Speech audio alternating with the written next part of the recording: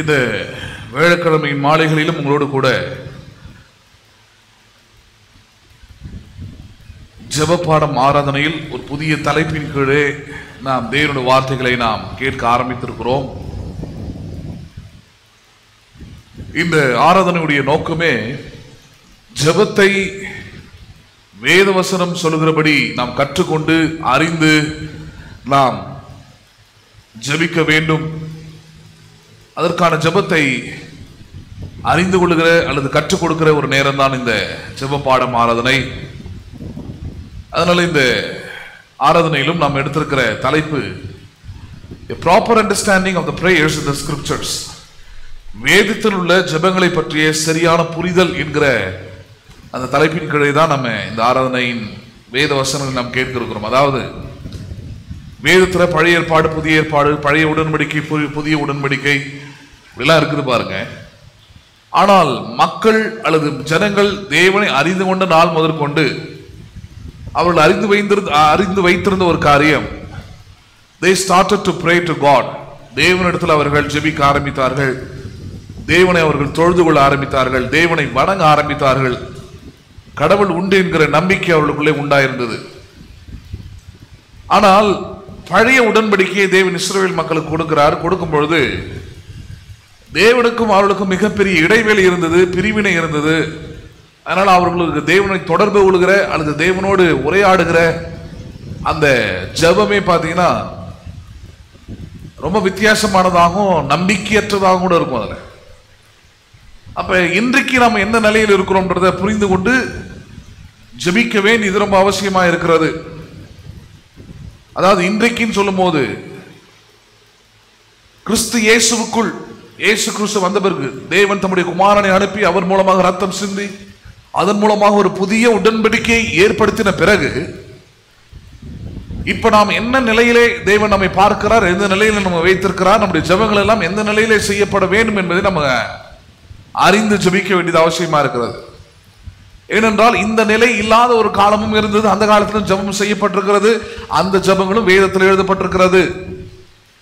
உதாரணமாக பழைய ஏற்பாட்டில் இருந்த தீர்க்கதரிசிகள், சங்கீதக்காரன் போன்றவர்கள் எல்லாம் பாருங்க, தங்களை தகுதியற்றவர்களாக தேவனுக்கு முன்பதாக நிற்கக்கூடிய உரிமையற்றவர்களாக, இன்னும் சொல்ல போனா மனிதர்களாகவே தங்களை எண்ணிக்கொள்ள முடியாத புழுக்களாகவும் பூச்சிகளாகவுமே தங்களை அறிக்கிட்டு தேவனுக்கு முன்பதாக சொல்லி பேசி இருக்கிறது அல்லது ஜெபம் பண்ணி இருக்கிறது நம்ம படிக்கிறோம்.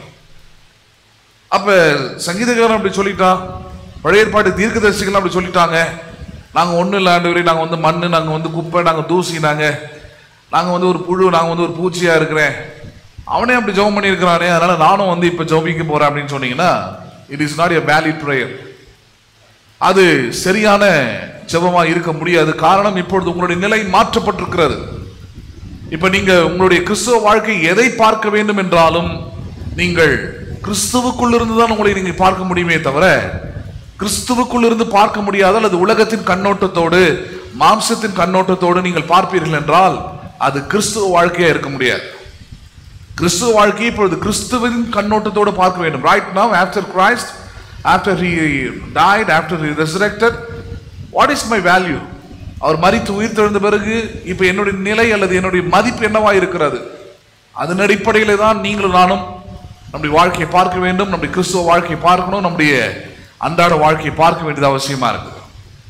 அதன்படி உங்களோட கூட இந்த கடந்த வாரத்தில் இந்த ஆராதனை ஆரம்பிக்கும் போது சில காரியங்களை நான் உங்களுக்கு சொல்லியிருந்தேன், அதை ஞாபகப்படுத்த விரும்புகிறேன். இந்த சரியான புரிதல், வேதத்தில் உள்ள எல்லா ஜெபங்களை பற்றிய சரியான புரிதல் என்கிற அந்த வார்த்தைக்குரிய விளக்கம் என்ன? சரியான புரிதல் என்றால் கிறிஸ்துவுக்குள் இப்ப நான் யாரா இருக்கிறேன். பழைய ஏற்பாடு ஜெபத்தை கூட நீங்க படிக்கிறீங்க, இல்லை அதுல இருந்து கூட நம்ம பார்க்க போறோம். கிறிஸ்துவுக்குள்ள இருக்கிற அந்த கண்ணோட்டத்திலிருந்து பார்த்தால் அந்த இடத்துல ஜெபம் எப்படிப்பட்டதா இருக்கும், எதெல்லாம் அகற்ற வேண்டியதா இருக்கும், எதெல்லாம் எடுத்துக்கொள்ள வேண்டியதா இருக்கும்னு புரியுதுங்களா உங்களுக்கு? அப்ப சங்கீதக்காரனே சொல்லி இருக்கிறாராகும், நான் புழு பூச்சுனா கிறிஸ்துவுக்குள்ள இருந்து பார்க்கும்போது நான் புழுவாகும் பூச்சாகும் இல்லை. என்னை அவர் தேவனுடைய குமாரனாய் பார்க்கிறார், நீதிமானாய் பார்க்கிறார், மன்னிக்கப்பட்டவனாய் பார்க்கிறார், சுதந்திரவாளியாய் பார்க்கிறார். அப்ப அதை அகற்ற வேண்டியதா இருக்குது. பழைய உடன்படிக்கையில் இருக்கிற அந்த ஜபத்தை, அந்த முக்கியமான ஜபத்தின் அந்த ஒரு இடத்தை பண்ண வேண்டியதா இருக்குது. நான் புழுவும் இல்லை, நான் பூச்சும் இல்லை, நான் குப்பையும் இல்லை, நான் தூசியும் இல்லை, நான் தேவனுடைய பிள்ளையாய் இருக்கிறேன். ஏன்னா இந்த புரிதல் இல்லாததுனாலதான் இன்றைக்கு ஜபங்கள் உலகம் முழுக்க செய்யப்படுகிறது, ஊர் முழுக்க செய்யப்படுகிறது. விதவிதமான ஜபங்கள், வித்தியாசமான ஜபங்கள், தங்களை வருத்தி கொண்டு செய்கிற ஜபங்கள்லாம் தமிழ்நாட்டிலே நடக்கிறதெல்லாம் பார்க்கிறோம். 12 மணி நேரம் ஜபிக்கிறோம், 24 மணி நேரம் ஜபிக்கிறோம், 48 மணி நேரம் ஜபிக்கிறோம், தேர்தலுக்காக ஜபிக்கிறோம், உபவாசம் ஜபிக்கிறோம், பல ஜபங்கள் இருக்குது, தேர்வுகளுக்காக ஜபிக்கிறோம், அது இதுன்னு பல பெயர்களிலே ஜபங்கள் இருக்கிறது. ஆனால் அந்த ஜபங்கள் எல்லாம் தேவனால் ஏற்றுக்கொள்ளப்படக்கூடியவைகளா, தேவனால் அங்கீகரிக்கப்படக்கூடியவைகளா, தேவனால் பதிலளிக்கக்கூடியவைகளா என்பதுதான் ரொம்ப முக்கியமானது. ஏனென்றால் ஜபம் என்பதே நீங்கள் எது செய்வதல்ல, தேவன் என்ன சொல்லியிருக்கிறாரோ அதை எடுத்து நீங்கள் செய்வதுதான் என்னவா இருக்கிறது ஜபம். முக்கியமா இந்த காலகட்டத்தில் ஜபத்தை குறித்து பார்க்கும்போது கெத்செமனே தோட்டத்தில் இயேசு ஜபித்தார். அந்த இடத்துல அழகா சொல்றாரு, பிதாவை என்னுடைய சித்தத்தின்படி அல்ல. அப்ப ஜபம் என்பது என்னது? என் விருப்பம், என் சித்தம், எனக்கு மனசு திருப்தியா இருந்தது ஜபம் பண்ண பிறகு எனக்கு அப்படியே லேசா இருந்தது, அதெல்லாம் கிடையாது.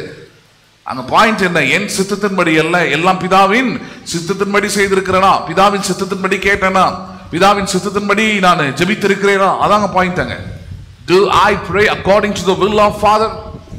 பிதாவின் சித்தத்தின்படி நான் ஜெபித்தால் தான் அது சரியான ஜெபம், தேவனால் ஏற்றுக்கொள்ளப்படுகிற ஜெபம். நான் பிதாவின் சித்தத்தின்படி ஒரு ஜெபத்தை செய்யாம எனக்கு தெரிஞ்ச விதத்துல, எனக்கு யாரோ சொல்லி கொடுத்த விதத்துல, எனக்கு தோன்றுகிற விதத்துல நான் ஜெபத்தை செய்தால் அது எப்படி? ஒரு மனிதனுக்கு அவனுடைய பேரை சொன்னாதான் திரும்பி பார்ப்பான். அவனு பேர் சொல்லாம வேற ஏதாவது சொன்னீங்கன்னா என்ன பண்ண மாட்டான், அவன் திரும்பி பார்க்க மாட்டான். ஏன்னா அது தன்னுடைய பேர் இல்லைன்றது கடந்து போயிடுவானோ. அதே போலதான் தேவனும். இது தனக்குரியது இல்லை, இது எனக்கான ஜபம் இல்லை, இது என்னிடத்துல விண்ணப்பம் செய்கிற ஜபம் இல்லை என்கிற அந்த காரியம் தான் அங்க நடக்கும். தேவன் அப்படிலாம் கூட செய்வாரா? எல்லா ஜபத்தையும் கேட்க மாட்டாரா? ஆமா, வேதமே சொல்லுகிறது எல்லா ஜபத்தையும் அவர் கேட்பது இல்லை.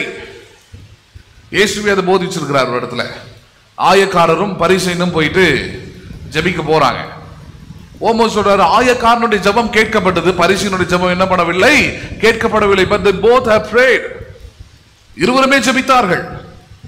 ஆனால் ஆயக்காரன் கிருபையின் அடிப்படையில் ஜபித்தான், ஆனால் பரிசேயனோ தன்னுடைய சுயத்தினால் ஜபித்தான், தன்னுடைய சுய பக்தி, தன்னுடைய சுய புராணம் இவர்களின்படி ஜபித்தான். இன்னைக்கும் அதனாலதான் பல மணி நேரம் ஜபங்கள் செய்த பிறகு கூட தேசத்தில் எந்த மாற்றமும் இல்லை, சபைகளில் எந்த மாற்றமும் இல்லை, குடும்ப வாழ்க்கையில் எந்த மாற்றமும் இல்லை. காரணம் என்ன? தேவன் எப்படி ஜபத்தை சொல்லி இருக்கிறாரோ, வேத வசனம் எப்படி ஜபத்தை புதிய உடன்படிக்கையின் கண்ணோட்டத்தில், கிறிஸ்துவுக்குள் இருக்கிற கண்ணோட்டத்தில் இருந்து ஜபிக்க வேண்டும் என்று சொல்லி இருக்கிறதோ அப்படி ஜபிக்க அறியாதவர்களாய், தெரியாதவர்களாய், அப்படி போதித்தாலும் அதை கேட்காதவர்களாய் இருக்கிற ஒரு கூட்டமாய் தான் இன்றைக்கு இருக்கிற விசுவாசிகள் இருக்கிறார்கள். அதனாலதான் வாழ்க்கை வெற்றிகரமா இல்லை. ஏன்னா தேவன் ஏற்படுத்தி கொடுத்திருக்கிறாரு, கேளுங்கள் அப்பொழுது கொடுக்கப்படும் சொல்லி இருக்கிறாரு. ஆனா என்ன கேட்கறது, எப்படி கேட்கறதுன்னு தான் தெரியல. அவங்க நினைக்கிறாங்கன்னா கேட்டுக்கிட்டு தாங்க இருக்கேன், தரமாட்டாரு, எப்படி கேட்கணும்னு சொல்லி கொடுத்திருக்கிறார். அதனால சீஷரோடு சொன்னார், எப்படி ஜெபிக்க வேண்டும் என்பதை அவர்களுக்கு கற்றுக் கொடுத்தார். He teach them how to pray.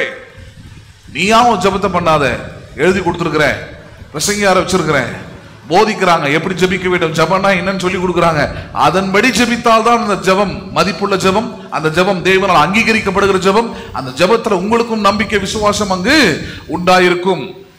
சரி, இதன் அடிப்படையில் தான் உங்களோடு கூட நான் கடந்த வாரத்தை பேச ஆரம்பிச்சேன். அதன்படி ஜெபங்களின் சரியான புரிதல், ஜெபத்தை சரியா புரிஞ்சுக்கிறதுனா எப்படி அப்படின்னா, புதிய உடன்படிக்கையின் அடிப்படையிலே ஜெபத்தை என்ன பண்ண வேண்டும், நாம் புரிந்து கொள்ள வேண்டும். சரி, பழைய உடன்படிக்கையின் ஜெபத்துக்கும் புதிய உடன்படிக்கையின் ஜெபத்துக்கும் இருக்கிற வித்தியாசம் என்ன அப்படின்னா, ரெண்டு வித்தியாசங்களும் முக்கியமா சொல்லி கொடுத்தனா. புதிய உடன்படிக்கையின் ஜெபத்தில் இருக்கக்கூடிய முக்கியமான விசேஷமான ரெண்டு காரியங்கள். முதலாவது காரியம் என்ன? இயேசுவின் நாமத்தை பயன்படுத்தி ஜெபிப்பது. எந்த நாமத்தை பயன்படுத்தி ஜெபிப்பது? பழைய உடன்படிக்கையில நீங்க அப்படி பார்க்க முடியாது. இயேசுவின் நாமத்தை பயன்படுத்தி என்ன பண்ணுவது? ஜெபிக்கிற காரியம். பழைய உடன்படிக்கையில எல்லாம் முன்னோர்களுடைய பெயர்களை சொல்லி, மற்றவர்களுடைய பெயரை சொல்லி ஜெபிக்கிறத நம்ம பார்க்கிறோம் நம்ம. ஆனால் புதிய உடன்படிக்கையிலே தேவனுடைய பெயரை சொல்லியே, அப்படின்னா அர்த்தம் you can come God boldly. பழைய உடன்படிக்கையில் அப்படிலாம் இல்ல, நீ பாவி நான் பரிசுத்தன், நான் நீதிபரர் நீ துன்மார்க்கன், அதனால அப்படி ஓரமா நில்லு, தள்ளி நில்லு, அப்பா பிதாவெல்லாம் கூப்பிடக்கூடாது, உன் தகுதி என்ன அப்படின்னு ஒதுக்கி வைத்திருந்த ஒரு காலம் அது. ஏன்னா மனுஷனுக்கு புரியணும், ஐயோ நான் தேவனை விட்டு இவ்வளவு பிரிஞ்சு இருக்கிறேனே, இவ்வளவு விலகி இருக்கிறேனே, எனக்கும் கடவுளுக்கும் பெரிய சம்பந்தம் இல்லையே, தகுதியற்றவனா நிற்கிறேனே என்று உணரும் போதுதான் தம்முடைய குமாரனை அனுப்பி, இல்ல இப்ப குமாரனை நீ விசுவாசிப்பதன் மூலமாக, குமாரன் உனக்காக சிந்தின ரத்தத்தின் மூலமாக உனக்கே தகுதி உண்டா இருக்கிறது. என்ன தகுதி? இப்பொழுது நீ தேவனை அப்பா பிதாவை என்று கூப்பிட பண்ணுகிறேன். புத்திர சுவிகாரத்தின் ஆவிக்குள்ளே, புத்திர சுவிகாரத்தின் ஜபத்துக்குள்ளே உன்னால் செய்ய முடியும். உனக்கு அந்த உரிமை கொடுக்கப்படுகிறது. அதான் புதிய உடன்படிக்கையின் ஜபம். அப்ப புதிய உடன்படிக்கை ஜபத்தின் முதலாவது விசேஷம் என்ன? இயேசுவின் நாமத்தை பயன்படுத்தி ஜபிக்கிற காரியம். இது குறித்து நிறைய ஏற்கனவே நான் சொல்லி இருக்கிறேன். கேட்காதவர்கள் அதுல கடந்த ஆராதனையில பேசுறத கேளுங்க. இரண்டாவது விசேஷம் என்னவென்றால், புதிய உடன்படிக்கையின் இரண்டாவது விசேஷம், தேவனுடைய நீதி நமக்கு கொடுக்கப்பட்டிருக்கிறது. என்ன நீதி கொடுக்கப்பட்டிருக்கிறது? தேவனுடைய the righteousness of God. தேவ நீதி என்றால் என்ன? என்ன தேவ நீதி என்றால்? Right standing before God.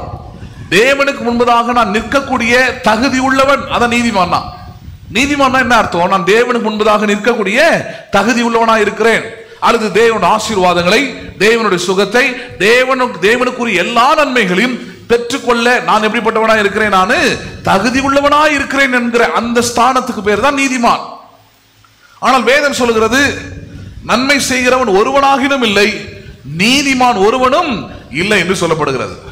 ஆனால் புதிய உடன்படிக்கை நமக்கு சொல்லிக் கொடுக்கிறது, கர்த்தராகிய இயேசு கிறிஸ்துவை நீங்கள் விசுவாசிக்கும் பொழுது, அவர் கல்வாரி சிலுவையிலே உன் பாவங்களை எல்லாம் சுமந்து கொண்டார், அவருடைய ரத்தத்தினால் உன் சகல பாவங்களும் நீக்கி உன்னை சுத்திகரித்திருக்கிறார் என்பதை நீ உன் உள்ளத்தில் விசுவாசிக்கும் பொழுது நீ நீதிமானாக்கப்படுகிறாய். நீ என்னாக்கப்படுகிறாய்? சொல்லுங்களேன், நீதிமானாக்கப்படுகிறாய். 2 கொரிந்தியர் 5:21 எடுத்து காமிச்சது இல்லையா? நாம் அவருக்குள் தேவ நீதியாகும்படிக்கு பாவம் அறியாத அவரை தேவன் பாவமாக்கினார். நாம் யாராக மாறும்படிக்கு? தேவ நீதியாகும்படிக்கு. அப்படின்னா ஜபத்திற்குரிய முக்கியமான விஷயம் என்னன்னா, தேவனுக்கு முன்பதாக நிற்கக்கூடிய தகுதி ஒவ்வொருவனுக்கும் உண்டாயிருக்கணும். நீங்க ஜபிக்க போறீங்கன்னா, ஜபத்தின் அப்பா பிதாவின் கூப்பிடப்படுகிற அந்த உரிமையின் அந்த அந்த அந்த அந்த உறுதி உங்களுக்குள்ள இருந்து வெளிப்படணும். நிறைய நேரத்தில் தகுதியற்றவர்களாய் உணர்கிறோம். நமக்குள்ள சில ஆசைகள் இருக்கும், ஆனா தகுதியற்றவர்களாய் உணர்கிறோம். காரணம் என்ன? காரணம் இதுதான். ஏன்னா நான் நீதிமான் என்கிற உணர்வில் இருந்து, அந்த விசுவாசத்திலிருந்து நம்ம ஜபிக்கிறது இல்ல. நம்ம நிலையிலிருந்து யோசிச்சு பார்க்கிறோம். கடவுளுக்கு முன்னாடி போய், ஆண்டவரே நான் தகுதியற்றவன், நான் ஒன்றுக்கும் உதவாதவன், நான் ஒன்றுக்கும் செயல்பட முடியாதவன், ஆண்டவரே எப்படியாவது ஏதாவது பார்த்து செஞ்சு விடுன்ற மாதிரி இருக்கணும். அப்படி அல்ல. தேவன் நமக்கு என்ற ஒரு அதிகாரத்தை, உரிமையெல்லாம் கொடுத்திருக்கிறாரு. புதிய உடன்படிக்கை அதை ஞாபகப்படுத்துது. எப்ப புதிய உடன்படிக்கையில எப்படி இயேசுவின் நாமத்தை பயன்படுத்தி ஜெபிப்பதற்கு உரிமையை கொடுக்கப்பட்டிருக்கிறதோ, அதே போல நீ தேவனுடைய நீதியாய் நின்று, நீதிமானாய் நின்று ஜெபிக்கவும் உனக்கு உரிமை என்ன பண்ணப்பட்டிருக்கிறது? கொடுக்கப்பட்டிருக்கிறது. நீ பாவின் ஜெபிக்காத, நான் தகுதியற்றவன் ஜெபிக்காத, நான் ஒரு புழு, நான் ஒரு கந்த, நான் ஒரு தூசி, நான் ஒரு குப்பன் ஜெபிக்காத. நான் உம்முடைய பிள்ளையா இருக்கிறபடியா ஸ்தோத்திரம் ஜெபம். அதான் தேவனுடைய நீதி உனக்கு கொடுத்திருக்கிறது. என் ஜெபங்கள் எல்லாவற்றையும் நீர் கேட்கிறீர். காரணம், உம்முடைய தேவ நீதியா என்னை என்ன பண்ணிருக்கிறீர்? என்னை மாற்றி இருக்கிறீர். அப்படி ஜெபம் பண்ணு. உம்முடைய எல்லா ஆசீர்வாதங்களையும், ஐஸ்வர்யங்களையும், நன்மைகளையும், சுகத்தையும் நான் பெற்றுக்கொள்ள நான் தகுதி உள்ளவனாய் உம்முடைய நீதி என்னை மாற்றி இருக்கிறது, அதனால் ஸ்தோத்திரம் சொல்லு. பழைய உடன்படிக்கையில் அதெல்லாம் இல்லை. பழைய உடன்படிக்கையில் ஆண்டவரை நீரா பார்த்து எதாவது செய்யும், ஏதோ உத்தமனுக்கு நீர் துணை இருப்பீரா, முடிஞ்ச அளவு நல்லவனா வாழற ஏதாவது பண்ணும்னு இருக்கும். ஆனால் புதிய உடன்படிக்கையில் என்ன? உம்முடைய நீதி எனக்கு கொடுத்திருக்கிறேன். பாவம் அறியாத அவரை பாவமாக்கி என்னை தேவ நீதியாக மாற்றி இருக்கிறீர்கள். அப்ப புதிய உடன்படிக்கையின் 2 முக்கியமான சத்தியம் அதான். ஒன்னு, நான் இயேசுவின் நாமத்தை பயன்படுத்தி ஜெபிப்பது. 2வது, நான் தேவ நீதியில் நின்று ஜெபிக்கிற காரியம். சரி, இன்றைக்கு ஒரு முக்கியமான காரியத்தை நம்ம கவனிக்க இருக்கிறோம். என்ன? பழைய உடன்படிக்கைக்கும் புதிய உடன்படிக்கைக்கும் இருக்கிறதான வித்தியாசங்கள், ஒற்றுமைகள் என்னெல்லாம் கவனிக்க போறோம். பழைய உடன்படிக்கை, அப்பதான் பழைய உடன்படிக்கைன்னு சொல்லும்போது நல்லா புரிஞ்சுக்கணும்.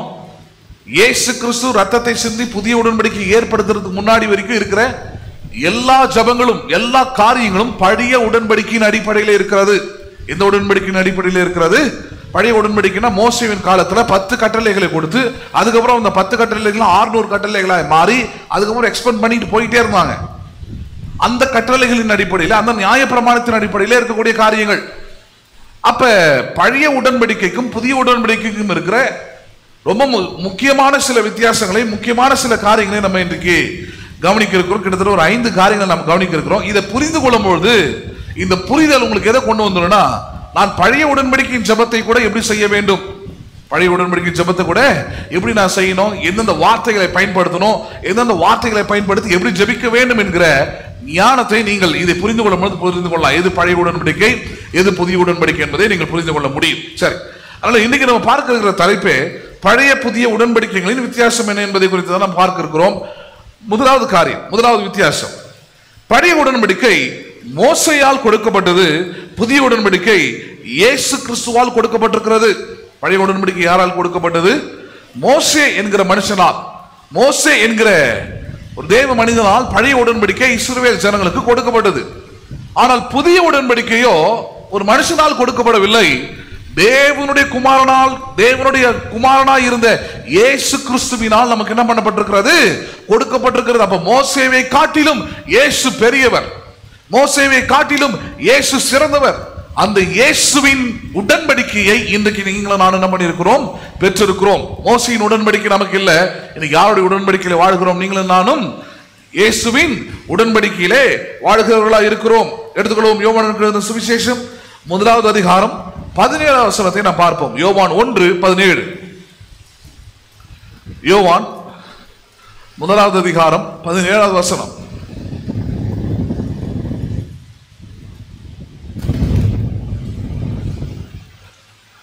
யோவான் 1வது அதிகாரம் 17வது வசனம் பாருங்க. எப்படி எனில் நியாயப்பிரமாணம் மோசேயின் மூலமாய் கொடுக்கப்பட்டது. நியாயப்பிரமாணம் யார் மூலமாய் கொடுக்கப்பட்டது? மோசேயின் மூலமாய் கொடுக்கப்பட்டது. கிருபையும் சத்தியமும் இயேசு கிறிஸ்துவின் மூலமாய் உண்டாயின. புதிய உடன்படிக்கை பழைய உடன்படிக்கைனா என்னன்னு பார்க்கிறோம். அதுல சொல்றாரு, பழைய உடன்படிக்கை மோசே என்கிற மனிதனால் கொடுக்கப்பட்டது. அந்த பழைய உடன்படிக்கையில நிறைய காரியங்கள், தண்டனைகள் எக்கச்சக்கமா இருக்குது. அதுல மனிதன் திருந்தி வாழ்வதற்கோ மறுவாழ்வு பெறுவதற்கோ அல்லது தேவனத்தை கிட்டி சேருவதற்கோ அதுக்கெல்லாம் வாய்ப்பே இல்லை. பழைய உடன்படிக்கை கொடுக்கப்பட்டது நோக்கமே என்ன? மனிதன் தன்னை பாவியாக தேவனுக்கு முன்பதாக உணர வேண்டும். ஏனென்றால் அவனுக்கு இருந்த முதல் பிரச்சனையா தான், தன்னை பாவியாக அவன் உணராதிருந்தான்.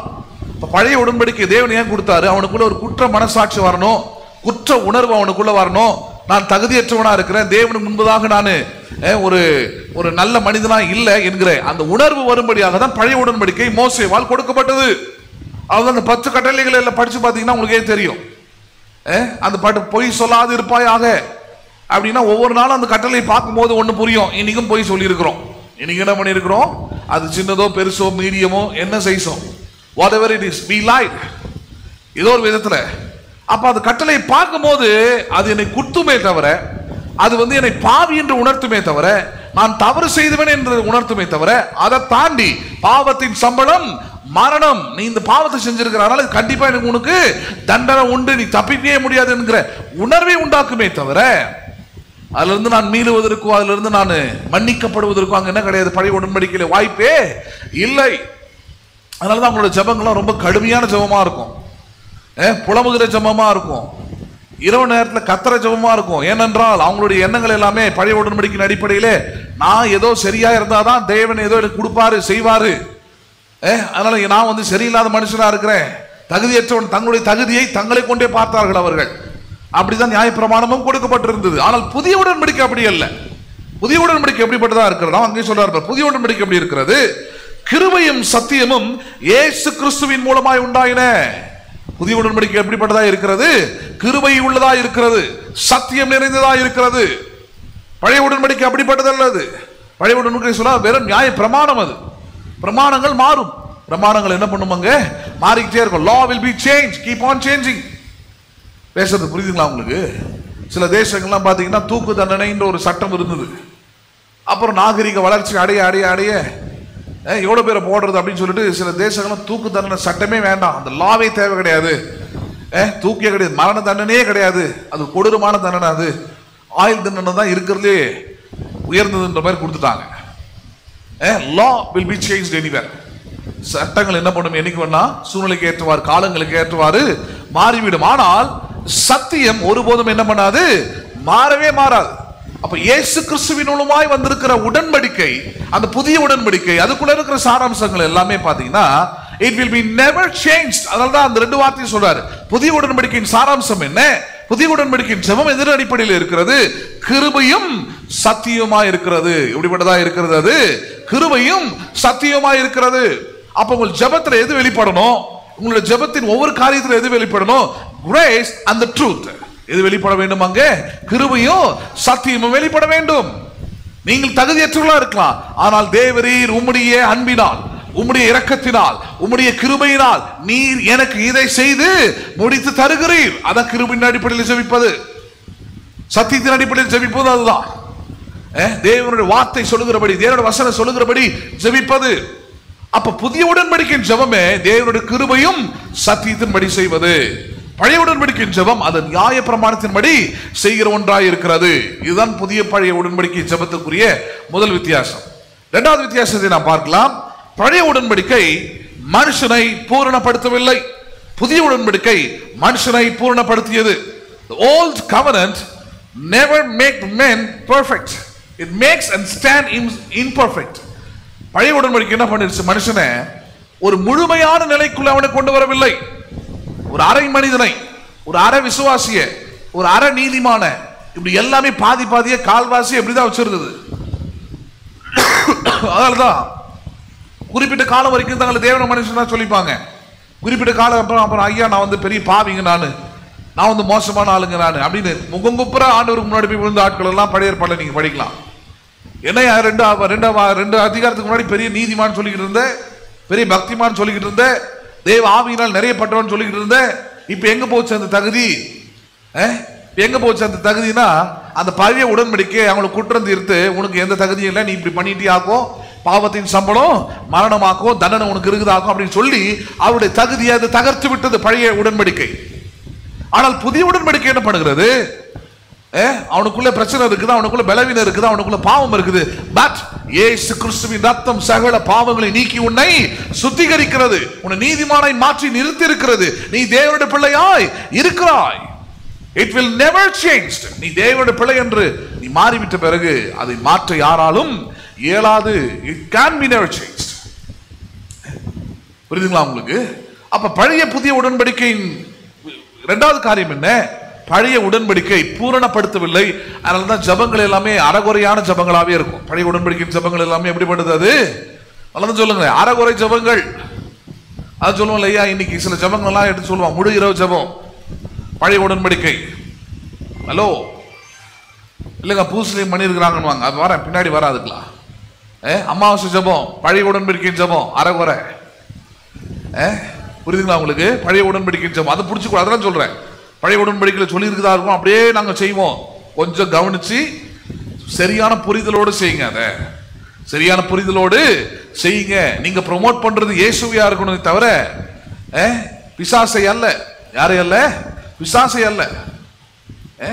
ஏன்னா பிசாசின் மதங்களுக்கும் பிசாசின் சில நம்பிக்கைகளுக்கும் தான் அவங்களுக்கு தான் அமாவாசை ஆடிக்குது எல்லாமே அவங்களுக்கு இருக்குது. உனக்கு என்ன இருக்குது கிறிஸ்தவனுக்கு? நான் கேட்கிறேன். காலங்கள் தேவனுடைய கரத்தில் இருக்கிறது. நீ ஜெபிக்கணும்னு எந்த நாள்லையும் ஜெபிக்கலாம். அன்னைக்கு நைட்டு தான் ஜெபிக்கணும்னு அவசியம் கிடையாது. அன்னைக்கு நைட்டு ஜெபிக்கும் போது உலகத்துக்கு நீ என்ன காட்டுற, நாங்க பூஜை பண்றோம் நீங்க ஜெபிக்கிறீங்க. ஆக மொத்தம் நம்ம ரெண்டு பேருக்கும் பிசாசு இருக்கிறான். ரெண்டுமே பிசாசு தான். சபைக்குள்ள பண்ற ஜபமும் பிசாசு ஜபம் தான், வெளியே இருக்கிறதும் அதே தான். அப்ப அதனாலதான் சரியான புரிதல் வந்துருச்சுன்னா புரிஞ்சிடும். பழைய உடன்படிக்கையில் செய்யப்பட்ட ஜபங்கள் எல்லாமே மனிதனை பூரணமாக்கவில்லை. அந்த ஜபங்கள் எல்லாம் பூரணமாக்கப்பட்ட ஜபங்களாக எடுத்துக்கொள்ள முடியாது. அந்த ஜபங்களை இப்பொழுது நான் ஃபில்டர் பண்ணி பார்க்க வேண்டியதா இருக்குது. எதன்படி?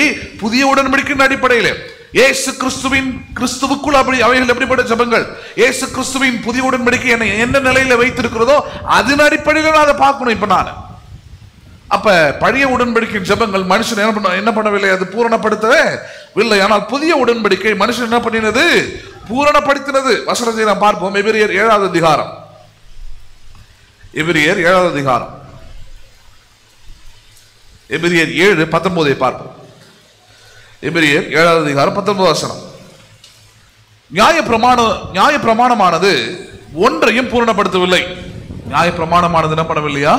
நியாய பிரமாணம்னா 10 கட்டளைகள். 10 கட்டளைகள் ஒரு மனுஷன் என்ன பண்ணவில்லை, நீதிமானா மாத்தல, பர்ஃபெக்டா மாத்தல, கடவுளுடைய பிள்ளை என்கிற உணர்வை கொண்டு வரல.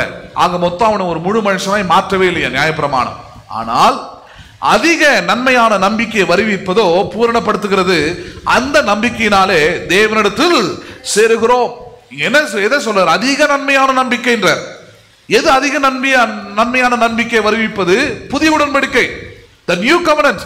நியாய பிரமாணம் எந்த நம்பிக்கை கொண்டு வரல. நியாய பிரமாணம் அவர்களுக்குள்ள அவிசுவாசத்தை கொண்டு வந்தது, பயத்தை கொண்டு வந்தது, தண்டனை உணர்வை கொண்டு வந்தது. அதெல்லாம் கொண்டு வந்ததுனால அவன் சரியாயிட்டானா, தெரிஞ்சிட்டானா, மாறிட்டானா, தவறே செய்யாத, பாவமே செய்யாத முழு நிறைவான மனிதர்களாக அவர்கள் வாழ்ந்தார்களா? இல்லை. புதிய உடன்படிக்கையில இருந்ததை விட படுமோசமா இருந்தாங்க அவங்களா. யாரு? பழைய உடன்படிக்கையின் ஜனங்கள். ஆனால் புதிய உடன்படிக்கை என்ன பண்ணியிருக்கிறது? அதிக நன்மை வருவிப்பதோ இப்பொழுது என்ன பண்ணியிருக்கிறதா? மனுஷனை பூரணப்படுத்துகிறதா இருக்கிறது. என்ன படுத்துகிறதா இருக்கிறது? அது அவனை பர்ஃபெக்ட் படுத்துது. அவனுக்குள்ள பலவீனம் இருக்குது, சேஞ்ச் பண்ணுது. அவனுக்குள்ள அவிசுவாசம் விசுவாசமாய் மாற்றுகிறது. அவனுக்குள்ள பயத்து இருக்கிறது, அதை அகற்றி விசுவாசத்தை கொண்டு வருகிறது. புதிய உடன்படிக்கை மனுஷனை தேவனிடத்தில் சேர்த்து, தேவனுக்குரிய காரியங்களை அவனுக்கு புரிய வைத்து, தேவனுடைய ஆவியை அவனுக்குள்ளே தந்து, கிருபையும் சத்தியத்தையும் அவனுக்குள்ளே வைத்து, அவனை முழு நிறைவுக்குள்ள என்ன பண்ணுகிறது? கொண்டு வருகிறது. ஆனால் பழைய உடன்படிக்கை என்ன பண்ணவில்லை. அப்படி அவர் இப்படிப்பட்ட ஒரு முழு நிறைவு என்ன பண்ணலாம்? அவனை கடைசி வரைக்கும் கொண்டு வரலாம். அவனை பழைய புதிய உடன்படிக்கைக்குரிய இரண்டாவது வித்தியாசம் அது. மூன்றாவது வித்தியாசத்தை நாம் பார்ப்போம். மூன்றாவது காரியம், பழைய உடன்படிக்கையில் பிழைப்பது என்பது கிரியையினால். பழைய உடன்படிக்கையில் பிழைப்பது என்பது எதனால்? கிரியையினால். புதிய உடன்படிக்கையில் பிழைப்பது என்பது விசுவாசத்தினால். பழைய உடன்படிக்கையில் பிழைப்பது என்பது எதனால? பிழைப்பது என்பதால் வாழ்வதே. வாழ்வது என்பது எதனால இருக்கிறதா? எதனால? கிரியினால் தான். நீ நல்லது செஞ்சினா நல்லது நடக்கும்பா இன்னைக்கு சொல்றாங்க இல்லையா? அந்த பிரமாணம் மாறல. ஆனா நீங்களே கொஞ்சம் மனசாட்சியோடு யோசிச்சு பாருங்க. நீங்க உங்களுக்கு கிடைக்கிற நன்மைகள் எல்லாம், உங்களுக்கு கிடைச்சிருக்கிற நல்ல நல்ல விஷயங்கள் எல்லாம் நீங்க செஞ்ச நன்மைகளால் தான் உங்களுக்கு கிடைச்சிருக்குதா? அப்படின்னா நீங்க தீங்கே செய்யாத ஆட்களா? தீமையே பண்ணாத ஆட்களா? ஹலோ, எந்த தீங்கையும் செய்யாத அளவுக்கு அவ்வளவு அப்பழுக்கற்ற மக்களா? கிடையாது. வேதவசனம் சொல்லுகிறது, தாயின் கர்ப்பத்தில் உருவானது முதல் அவனுக்குள்ள எல்லா துர்க்கிரியும் எல்லா துர்சிந்தனையும் எல்லாமே அவனுக்குள்ள படிந்து கிடக்குது. அவனுக்குள்ள yes all evil things and evil acts. அவனுக்குள்ள எல்லா துர்சிந்தனைகளும் துர்க்கிரியைகளும் தீமைக்குரிய எண்ணங்களும் அவனுக்குள்ள படிந்து கிடக்கிற ஒரு மனுஷன். அப்படிப்பட்ட மனுஷனுக்கு நன்மை நடப்பது எப்படி? அப்படிப்பட்ட மனுஷனுக்கு உதவிகள் கிடைப்பது எப்படி? அப்படிப்பட்ட மனுஷன் ஆசீர்வாதமாய் வாழ்வது எப்படி? அப்படிப்பட்ட மனுஷன் எப்படி நல்ல நல்ல காரியங்களை வாழ்க்கையில பார்க்க முடிகிறது? எப்படி முடியுது? அதெல்லாமே how it happens? எப்படி நடக்குதுன்னா, அது கிரியைகளினால் நடக்கல. எதனால நடக்குது? அது விசுவாசத்தினால. எதனால நடக்குது? இப்பொழுது அது விசுவாசத்தினால நடக்குதுன்றார். அப்ப கிரியை எப்படி ஒண்ணா இருந்துடலாமா? அப்படின்னா அதுக்குதான் முக்கியமா கவனிக்கணும். நீங்கள் எதை விசுவாசிக்கிறீர்களோ அந்த கிரியை தான் நீங்கள் செய்வீர்கள். எதை விசுவாசிக்கிறீர்களோ அந்த கிரியை தான் இப்பொழுது செய்வீர்கள். ஆனா பழைய உடன்படிக்கை அப்படி இல்லை. நீங்க விசுவாசிக்க வேண்டியதில்லை. ஜஸ்ட் ஏதோ ஒரு நம்பிக்கை வச்சுக்கிட்டு ஏதோ எனக்கு தெரிஞ்சு நல்லது நான் செஞ்சுட்டு போறேனாக்கும் அப்படின்னு உங்களுக்கு எது நல்லதாய் தோன்றுகிறதோ அதை செய்வீர்கள். ஆனால் அது தீமையா கூட இருக்கலாம். அது அப்ப அதனாலதான் பழைய உடன்படிக்கை கிரியைகளின் அடிப்படையில் தான் ஒரு மனுஷன் வாழ்வதோ பிழைப்பதோ வெற்றி அடைவதோ என்று இருக்கிறது. ஆனால் புதிய உடன்படிக்கை எப்படி வைத்திருக்கிறார் தேவன்? விசுவாசத்தினாலே நீ பிழைக்க முடியும். எதனால பிழைக்க முடியும்? நீ you can live by faith என்கிற பிரமாணத்தை என்ன பண்ணியிருக்கிறார்? தேவன் வைத்திருக்கிறார். வசனத்தை நான் பார்க்கலாம். கலாத்தியர் 3வது அதிகாரம், கலாத்தியர் 3வது அதிகாரம் 10-11 வசனத்தை நாம் கவனிப்போம். கலாத்தியர் 3:10-11. நியாய பிரமாணத்தின் கிரியைக்காரராகிய யாவரும் சாபத்துக்குட்பட்டிருக்கிறார்கள். எதுக்கு உட்பட்டிருக்கிறார்கள்? ஆமா, கிரியை செய்கிற யாவரும் எதற்குட்பட்டவர்களா இருக்கிறார்களா? சாபத்துக்குட்பட்டவர்களா இருக்கிறார்களாம். 10 கட்டளையை பார்த்து வாழ்ந்துகிட்டு இருக்கிற ஒவ்வொரு மனுஷனும் சாபத்துக்கு உட்பட்டிருக்கிறான். ஏன் உட்பட்டிருக்கிறான்? அவனால அந்த 10 கட்டளைப்படி வாழவே முடியாது. Hello, he can't live according to the 10 commandments or any other laws after it come. 10 கட்டளைக்கு அப்புறம் 600 கட்டளைகள் மேல வேதத்தில் விரிவாக்கப்பட்டிருக்கிறது. எந்த கட்டளையின்படியும் மனுஷன் பூரணமாய் செய்து வாழ முடியாது. ஹலோ, பேசுறது புரியுதுங்களா உங்களுக்கு? டிராபிக் ரூல்ஸ் மாதிரி எடுத்துக்கீங்க, அப்பதான் உங்களுக்கு புரியும்.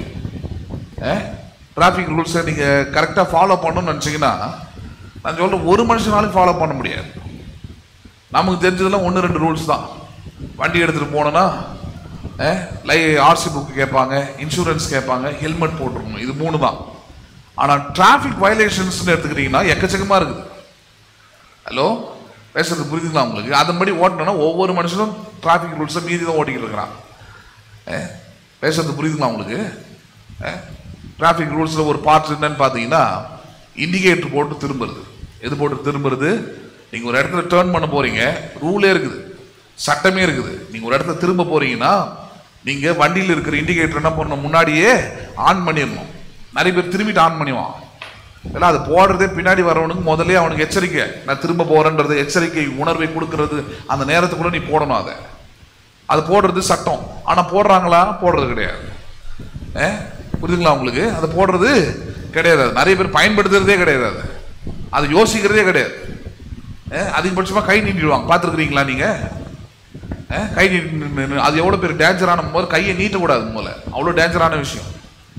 சட்டத்தின்படி நீங்க கையை வண்டியில கை விட்டுலாம் ஓட்டக்கூடாது. கையெல்லாம் விட்டுட்டு கையெல்லாம் நீட்டிக்கிட்டு கிடக்குறீங்க.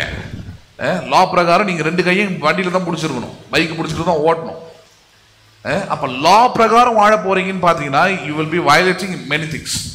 சட்டத்தின்படி தான் நான் வாழ்ந்து தீர்வு, அதன்படி தான் என் வாழ்க்கையில் ஆசீர்வாதம் இருக்குது, அதன்படி தான் எனக்கு நிம்மதி இருக்குது, அது இருக்குதுன்னு போனீங்கன்னா, சட்டத்தின்படி வாழ முயற்சி பண்ணீங்கன்னா, அந்த சட்டத்தின்படி வாழக்கூடிய முயற்சி உங்களை ஒரு இடத்துல கொண்டு போய் நிறுத்தும். நீங்கள் குற்றவாளிகள். நீங்கள் யார்? நீங்க குற்றவாளிகள். உங்களால முழுமையா எதையும் செய்ய முடியல அப்படின்ற நிலையில தான் உங்களை கொண்டு போய் நிறுத்தும். பழைய உடன்படிக்கை, பழைய நியாயப்பிரமாணம் அதுதான் செஞ்சுதான். பழைய நியாயப்பிரமாணம் என்ன பண்ணிருச்சு, அது கொடுத்தது நோக்கம் வெறும் உணர்வை கொண்டு வரதுக்கு தான். ஆனா இவங்க அதை எப்படி எடுக்க ஆரம்பிச்சுட்டாங்க? இன்னைக்கும் ஜனங்கள் அதை பண்ணிக்கிட்டு இருக்கிறாங்க. கிறிஸ்தவர்கள் அதன்படி வாழ்ந்து நான் இப்படியாவது செயல்பட போறேன்னு முயற்சி பண்றாங்க. நான் சொல்றேன், அப்படி முயற்சி பண்ணீங்கன்னா இந்த வசனம் சொல்ற மாதிரிதான் அது உங்களை சாபத்துக்குள்ளாக்குமே தவிர உங்களை ஆசீர்வாதத்துக்குள்ள அது கொண்டு வர முடியாது. எதுக்குள்ள கொண்டு வர முடியாது? ஆசைன்னா நீங்க புதிய உடன்படிக்கையில வேற மாதிரி ஒண்ணு கொடுத்திருக்கிறார். என்னது? அங்கேயே சொல்றாரு, கவனிக்கலாம் பாருங்க. நியாயப்பிரமாணத்தின் கிரியைக்காரராகிய யாவரும் சாபத்துக்கு உட்பட்டிருக்கிறார்கள். நியாயப்பிரமாண புஸ்தகத்தில் எழுதப்பட்டவைகள் எல்லாம் செய்யத்தக்கதாக அவைகளில் நிலைத்திராதவன் எவனோ அவன் சபிக்கப்பட்டவன் என்று எழுதியிருக்கிறது. நியாயப்பிரமாணத்தினாலே ஒருவனும் தேவனிடத்தில் நீதிமான் ஆகிறதில்லை என்பது வெளியரங்கமாக இருக்கிறது. ஏனெனில் விசுவாசத்தினாலே நீதிமான் பிழைப்பான் என்று எழுதியிருக்கிறது. என்ன சொல்றாரு? ஏதோ ஒரு 10 கட்டளை கொடுத்துட்டாரு. அந்த கட்டளையின் பிரகாரம் உங்கள் பலத்துல உங்க அறிவுல நீங்க வாழ்ந்து பிழைச்சிடலாம், வாழ்ந்துடலாம், ஜெயிச்சிடலாம் வாழ்க்கையில் அப்படின்னு முடிவு பண்றீங்க. இல்ல, அப்படி வாழவே முடியாது. ஒரு மனுஷன் வாழ்வதற்கு, ஜெயிப்பதற்கு, பிழைத்திருப்பதற்கு தேவன் வேறொரு வழி வச்சிருக்கிறார். என்னது? விசுவாசத்தினாலே நீதிமான் பிழைப்பான், கிரியைகளினால் அல்ல. எதனால பிழைக்கிறான்? இப்பொழுது விசுவாசத்தினாலே. by faith righteous men shall live. என்ன சொல்ல வர்றாரு அவரு? கிரியை செய்யறனா கூட விசுவாசிக்கிறதுனால செய்யக்கூடிய செய். எதனால செய்? நீ நான் தேவனை இப்படிப்பட்டதாய் விசுவாசிக்கிறேன், அதனால கிரியை செய்யறேன். நான் முன் அப்படி அல்ல. நான் கிரியை செய்வதன் மூலமாக மட்டுமே நான் எப்படியாவது ஆசீர்வாதமா வாழணும், நன்மையா நடக்கும், நல்லதா நடக்கும் அப்படின்னு நம்ம எண்ணி செய்கிறோம். அப்படிப்பட்ட கிரியைக்காரராக இருக்கிறவர்கள் சாபத்துக்கு உட்பட்டவர்களாகவே இருக்கிறார்கள். ஏன்னா கிரியையில் அவர்களால் முழு 100% மார்க் அவங்களால கொடுக்க முடியாது. ஒரு விசுவாசியாவே நீங்க எடுத்துங்க, கிரியின் அடிப்படையில் தான் நான் ஒரு நல்ல விசுவாசியாய் ஆசீர்வதிக்கப்பட்டவனா இருக்க போறேன்னு முடிவு பண்ணிட்டீங்கன்னா, நான் சொல்றேன், உங்களால முடியவே முடியாது. உங்களால என்ன பண்ண முடியாது? ஏன்? 100% கிரியை விசுவாசியை நீங்கள் வாழ வேண்டும் என்றால் அது எவ்வளவு பேர் கஷ்டம் தெரியுமா? ஒரு ஆலயத்தின் காரியத்திலிருந்து ஆரம்பிக்கிறேன். நான் ஆலயம் ஆரம்பிக்கிறதுக்கு, ஜபம் ஆரம்பிக்கிறதுக்கு முன்னாடி இருந்தே நீங்க இருக்கணும். சரி, வந்துட்டீங்க, நேரத்துக்கு வந்துடலாம். வந்ததுல இருந்து முடிகிற வரைக்கும் உங்களுடைய முழு ஆவி, ஆத்மா, சரீரம் எல்லாமே எங்க இருக்கணும்? ஆலயத்துக்குள்ள இருக்கணும். எந்த சிதறலும் இருக்கக்கூடாது. முழு ஆத்மாவோடு தேவனை ஆராதிக்க வேண்டும், முழு மனதோடு தேவனை ஆராதிக்கணும். உங்கள் சரீரங்களை ஜீவனுள்ள பலிகளாக என்ன பண்ண வேண்டும்? ஒப்பு கொடுக்க வேண்டும். அதான் நீங்கள் செய்யக்கூடிய புத்தி உள்ள ஆராதனை. ஒரு விசுவாசியை நான் பேசிக்கிட்டு இருக்கிறேன். விசுவாசியை கிரியையில நான் வாழ போறேன் அப்படின்னு முயற்சி எடுத்தீங்கன்னா அப்படிதான்.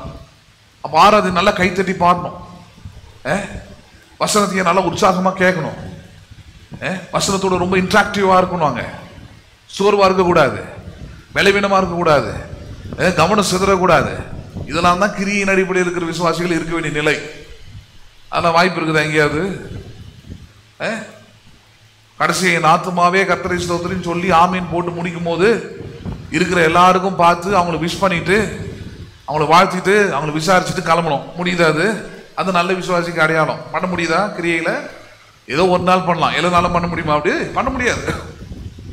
சரி, அதை முடிச்சுட்டு வீட்டுக்கு போறீங்க. வீட்டுக்கு போனீங்கன்னா புருஷன் இருக்கிறார், பிள்ளைங்க இருக்கிறாங்க, சொந்தக்காரங்க யாராவது வந்திருப்பாங்க. அவங்க கிட்டே நீங்க யாரா இருக்கணும்? நீங்க நல்ல விசுவாசியா இருக்கணும். இருக்க முடியுமா? விசுவாச வார்த்தைகளை தான் பேசுறீங்களா அவங்க கிட்ட? இல்ல. அத்தையை பார்த்த உடனே அதுக்கேற்ற ஆளா மாறிடுவீங்க, மாமா பார்த்த உடனே அதுக்கேற்ற ஆளா மாறிடுவீங்க. யாரும் இருக்கிறாங்களோ அதுக்கேற்ற மாதிரியான பேச்சுகளும் அதுக்கேற்ற மாதிரியான கேரக்டர்ஸுமா போயிடுதாங்க. அப்ப அங்க விசுவாசி இல்லை. அப்ப கிரியைகளினால் விசுவாசியாய் 100% வாழ்வது என்பது என்ன முடியாத விஷயமா இருக்குது. அதனால சொல்றாரு, நீ கிரியையினால் விசுவாசியா வாழாத, தேவனை விசுவாசிக்கிறதுனால யாரை வாழ? நீ விசுவாசியாய் வாழு. தேவனோட வார்த்தை என்ன சொல்லுது? அதை நான் விசுவாசிக்கிறேன். தேவனோட வார்த்தை எப்படிப்பட்டவனா இருக்க சொல்லுது, அதை நான் விசுவாசிக்கிறேன். தேவனோட வார்த்தை எந்த வழியில் நடக்க சொல்லுது, அப்படிப்பட்டவனா விசுவாசிக்கிறேன். அப்படி விசுவாசித்து நீ வாழ்வதே புதிய உடன்படிக்கையின் சத்தியமா இருக்கிறது. அப்படிதான் நீ பழைக்க முடியும், அப்படிதான் வாழ முடியும், அப்படிதான் தேவனுடைய நன்மைகளை நீ பெற்றுக்கொள்ள முடியுமே தவிர நீ பழைய உடன்படிக்கையின் அடிப்படையிலே நீ ஜெபிப்பதன் மூலமாகவோ அல்லது நீ உன்னுடைய கிரியைகளின் மூலமாகவோ உனக்கு எந்த விதமான நன்மையும் உனக்கு உண்டாகுவது முடியாத விஷயம். இது மூன்றாவது காரியம். நான்காவது காரியத்தை பார்க்கலாம். பழைய உடன்படிக்கை வெறும் நிழல், புதிய உடன்படிக்கை நிஜமாக இருக்கிறது. பழைய உடன்படிக்கை என்னவா இருக்கிறது? இது ஜஸ்ட் a shadow, ஒரு நிழல். ஆனால் புதிய உடன்படிக்கை என்னவா இருக்கிறது? நிஜம். எல்லா நிஜ உருவத்துக்கும் என்ன இருக்கிறது? நிழல்னு ஒரு பக்கம் இருக்குதான் செய்யுது. இதுல கவனித்து பார்த்தீங்கன்னா நிழல் தான் முதல்ல வரும். இதுதான் முதல்ல வரும், நிழல் தான் முதல்ல விழும். அதுக்கப்புறம் தான் என்ன பண்ணுது? நிஜம் அங்க வரதை நம்ம பார்க்குறோங்க. பழைய உடன்படிக்கை எப்படி புரிஞ்சுக்கணும்? இயேசு கிறிஸ்து என்கிற அந்த புதிய உடன்படிக்கை வருவதற்கு முன்பதாக வந்த ஒரு நிழல். It is a shadow. அந்த ஷேடோன்னும் போது பாருங்க, ஒரு நிழலை வச்சு ஒரு மனுஷன் நீங்க முழுசா கணிச்சிட முடியாது. கணிக்க முடியுமா? அந்த மனுஷன் வராருன்னு தெரியும், அவ்வளவுதான். ஆனால் அவர் இந்த நேரத்தில் இருப்பாரு, இவ்வளவு ஹைட்ல இருப்பாரு, இவ்வளவு வெயிட்ல இருப்பாரு, அவருடைய கண் எப்படி இருக்கும், அவருடைய உருவம் எப்படி இருக்கும்னு உங்களால ஏதாவது யூகிக்க முடியுமா? நிழலை பார்த்து முடியவே முடியாது. பழைய உடன்படிக்கை அப்படிப்பட்டதான். வெறும் பழைய ஏற்பாட்டை படிச்சுட்டு வெறும் பழைய உடன்படிக்கைகளும் படிச்சு முடிச்சுட்டு வேதமே எப்படிதான், கடவுளே எப்படிதான், கடவுளுடைய காரியங்களே எப்படிதான் அப்படின்னு நீங்க சொல்றது எப்படின்னா ஒரு மனுஷனுடைய நிழலை பார்த்து அந்த மனுஷனை எடை போடுற மாதிரி.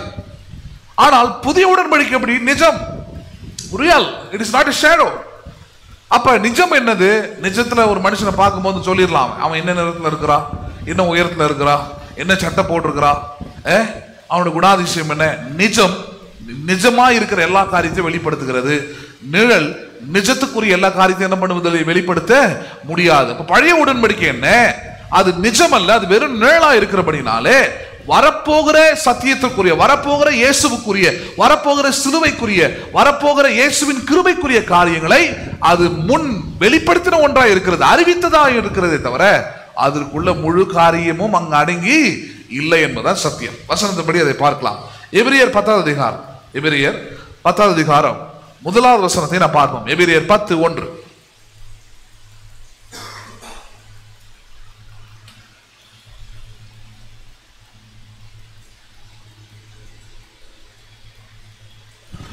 எபிரியர் 10:1 பாருங்க. இப்படி இருக்க நியாயப்பிரமாணமானது வரப்போகிற நன்மைகளின் பொருளாய் இராமல், நியாயப்பிரமாணமானது எது போகிற பொருளாய்? வரப்போகிற நன்மை என்பது இயேசு கிறிஸ்து, அவருடைய புதிய உடன்படிக்கை, அவர் சிந்துகிற ரத்தம், இதெல்லாம் நன்மையான காரியம் பாருங்க. வரப்போகிற நன்மைக்குரிய பொருளாயிராமல் அவைகளின் நிழலாய் மாத்திரம் இருக்கிறபடியா. அவைகளின் என்னவாய் மாத்திரம் இருக்கிறது? அது நிழலாய். ஃபார் எக்ஸாம்பிள், பழைய உடன்படிக்கையிலே மனுஷர்கள் செய்கிற தவறுகளுக்காக, பாவங்களுக்காக மிருகங்கள் பலி செலுத்தப்பட்டது, மிருகங்களுடைய ரத்தம் கொடுக்கப்பட்டது. ஹலோ, அது நிஜமா? அது இல்லை. ஏன்? மிருகங்கள்லாம் அப்பழுக்கற்ற புனிதமான பரிசுத்தமான ரத்தத்தை உடையதா? கிடையாது. அது வரப்போகிற ஒரு நிஜத்துடைய நிழலாய் தான் இருக்கிறது. நிஜம் வேற மாதிரியா இருக்கு கம்ப்ளீட்டா. அதோடைய இன்ஃபர்மேஷனே வேற. நிஜம் யாரு? இயேசு கிறிஸ்து.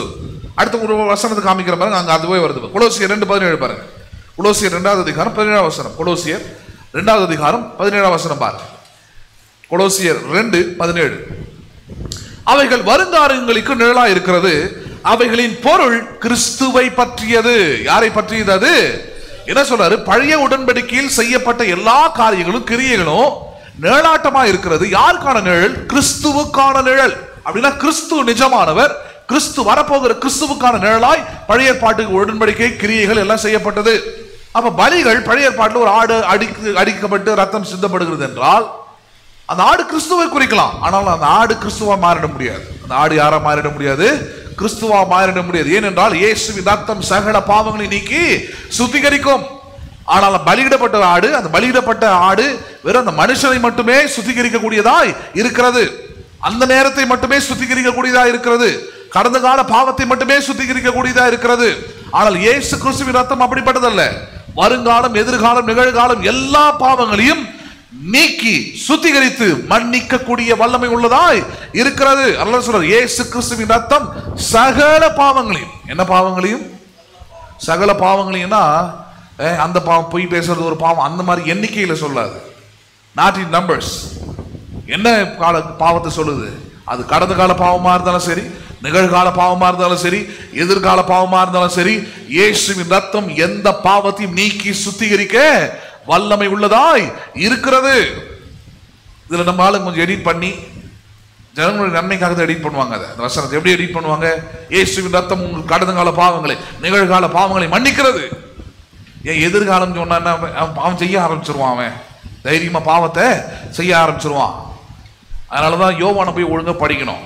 யோவான சொல்றாரு, பிள்ளைகளை நீங்கள் பாவம் செய்யாதபடிக்கு இவைகளை எழுதுகிறேன். எதை செய்யாதபடிக்கு இவைகளை எழுதுகிறேன்? பாவம் செய்யாதபடிக்கு இவைகளை எழுதுகிறேன் சொல்லிட்டு அடுத்த வார்த்தை ஆரம்பிக்கிறார். என்னது? ஒருவன் பாவம் செய்வானே ஆனால் கிறிஸ்து அவனுக்காக தேவனுடைய வலது பாரசத்தில் பரிந்து பேசுகிறவராய் இருக்கிறார். என்ன சொல்றாரு? நீ பாவம் செய்யக்கூடாதுப்பா. ஒரு வேலை செஞ்சிட்டீனா உடனே உன் மனசாட்சி குத்தப்பட்டு உன் மனசாட்சியிலிருந்து திரும்பி நீ தேவனிடத்தில், இயேசுவினிடத்தில், பரிகாரி இடத்தில் திரும்பி வர வேண்டும் என்பதுதான் நோக்கமே தவிர, ஹலோ, நீ பாவமே செய்யக்கூடாது சொல்றதுனால அவன் செய்யாம இருக்க போறான், அவன் கிடையவே கிடையாது. அது மாயை, அது பொய். ஹலோ, பேசுறது புரியுதுங்க? உங்க பிள்ளைங்களை தவறுல இருந்து அவங்களை திருத்தணும்னு வச்சுங்களேன், தவறே செய்யாத அப்படின்னு சொல்லி பாருங்க, ஒன்ன தெளிவா ஒண்ணு பண்ணும், மறைக்க ஆரம்பிச்சிடும், எல்லாத்தையும் என்ன பண்ண ஆரம்பிச்சிடும். ஆமா, ஏன்னா செய்யக்கூடாதுன்னு சொல்லி இருக்கிறீங்க நீங்க. ஆனா நீங்க இப்படி சொல்லி பாருங்க, பண்ணாலும் பரவாயில்ல, எல்லாத்தையும் என்கிட்ட வெளிப்படையா சொல்லிடுன்னு சொல்லுங்க பாப்போம். பேசுறது புரியுதுங்களா உங்களுக்கு? என் மங்க கிட்ட அப்படிதான் சொல்லி கொடுத்துருக்குறேன். அவளுக்கு ஹேபிட் ஏதாவது இருந்தால் எடுத்து வச்சுப்பா, அதை தேடணும். அப்புறம் பார்த்து என்ன செய்யறது? ஒண்ணுமே சொல்ல, ஒன்றும் பிரச்சனையே கிடையாது, நீ எது எடுத்தாலும் அப்பா கிட்ட சொல்லிட்டு, அவ்வளவுதான். எடுத்து வச்சுட்டு அப்புறம் சொல்லிடும், அப்பா இந்த இடத்துல எடுத்து வச்சிருக்கிறேன், இங்க ஒழிச்சு வச்சிருக்கிறேன், முடிஞ்சு போச்சு, அவ்வளவுதாங்க. நீ செய்யவே கூடாது அப்படின்னா மறைக்க ஆரம்பிச்சிடும். என்ன பண்ண ஆரம்பிச்சிடாது? ஏன்னா செய்யக்கூடாதுன்னு சொல்லியிருக்காரு, நம்ம செஞ்சிருக்கிறோம், சொன்னா அடிப்பாரு, சொன்னா திட்டுவாரு, நம்ம என்ன பண்ணிடுவோம்? அதை மறைச்சிருவோம், மறைச்சு செய்வோம்னு செய்ய ஆரம்பிச்சிருவாங்க. தேவன் அதெல்லாம் காட்டிலும் அதிக ஞானம் உள்ளவராக இருக்கிறபடின்னு தான் சொல்றாரு, ஓடி ஒளியாது. ஓடி ஒளிஞ்சதுன்னா பழைய ஏற்பாட்டில், பழைய உடன்படிக்கையில. இப்ப நீ செய்ய முடியாது, செஞ்சா நேரம் திருப்பி என்கிட்டயே வந்துரு. இயேசுவின் ரத்தம் சகல பாவங்களை நீக்கி உன்னை சுத்திகரிக்கும்.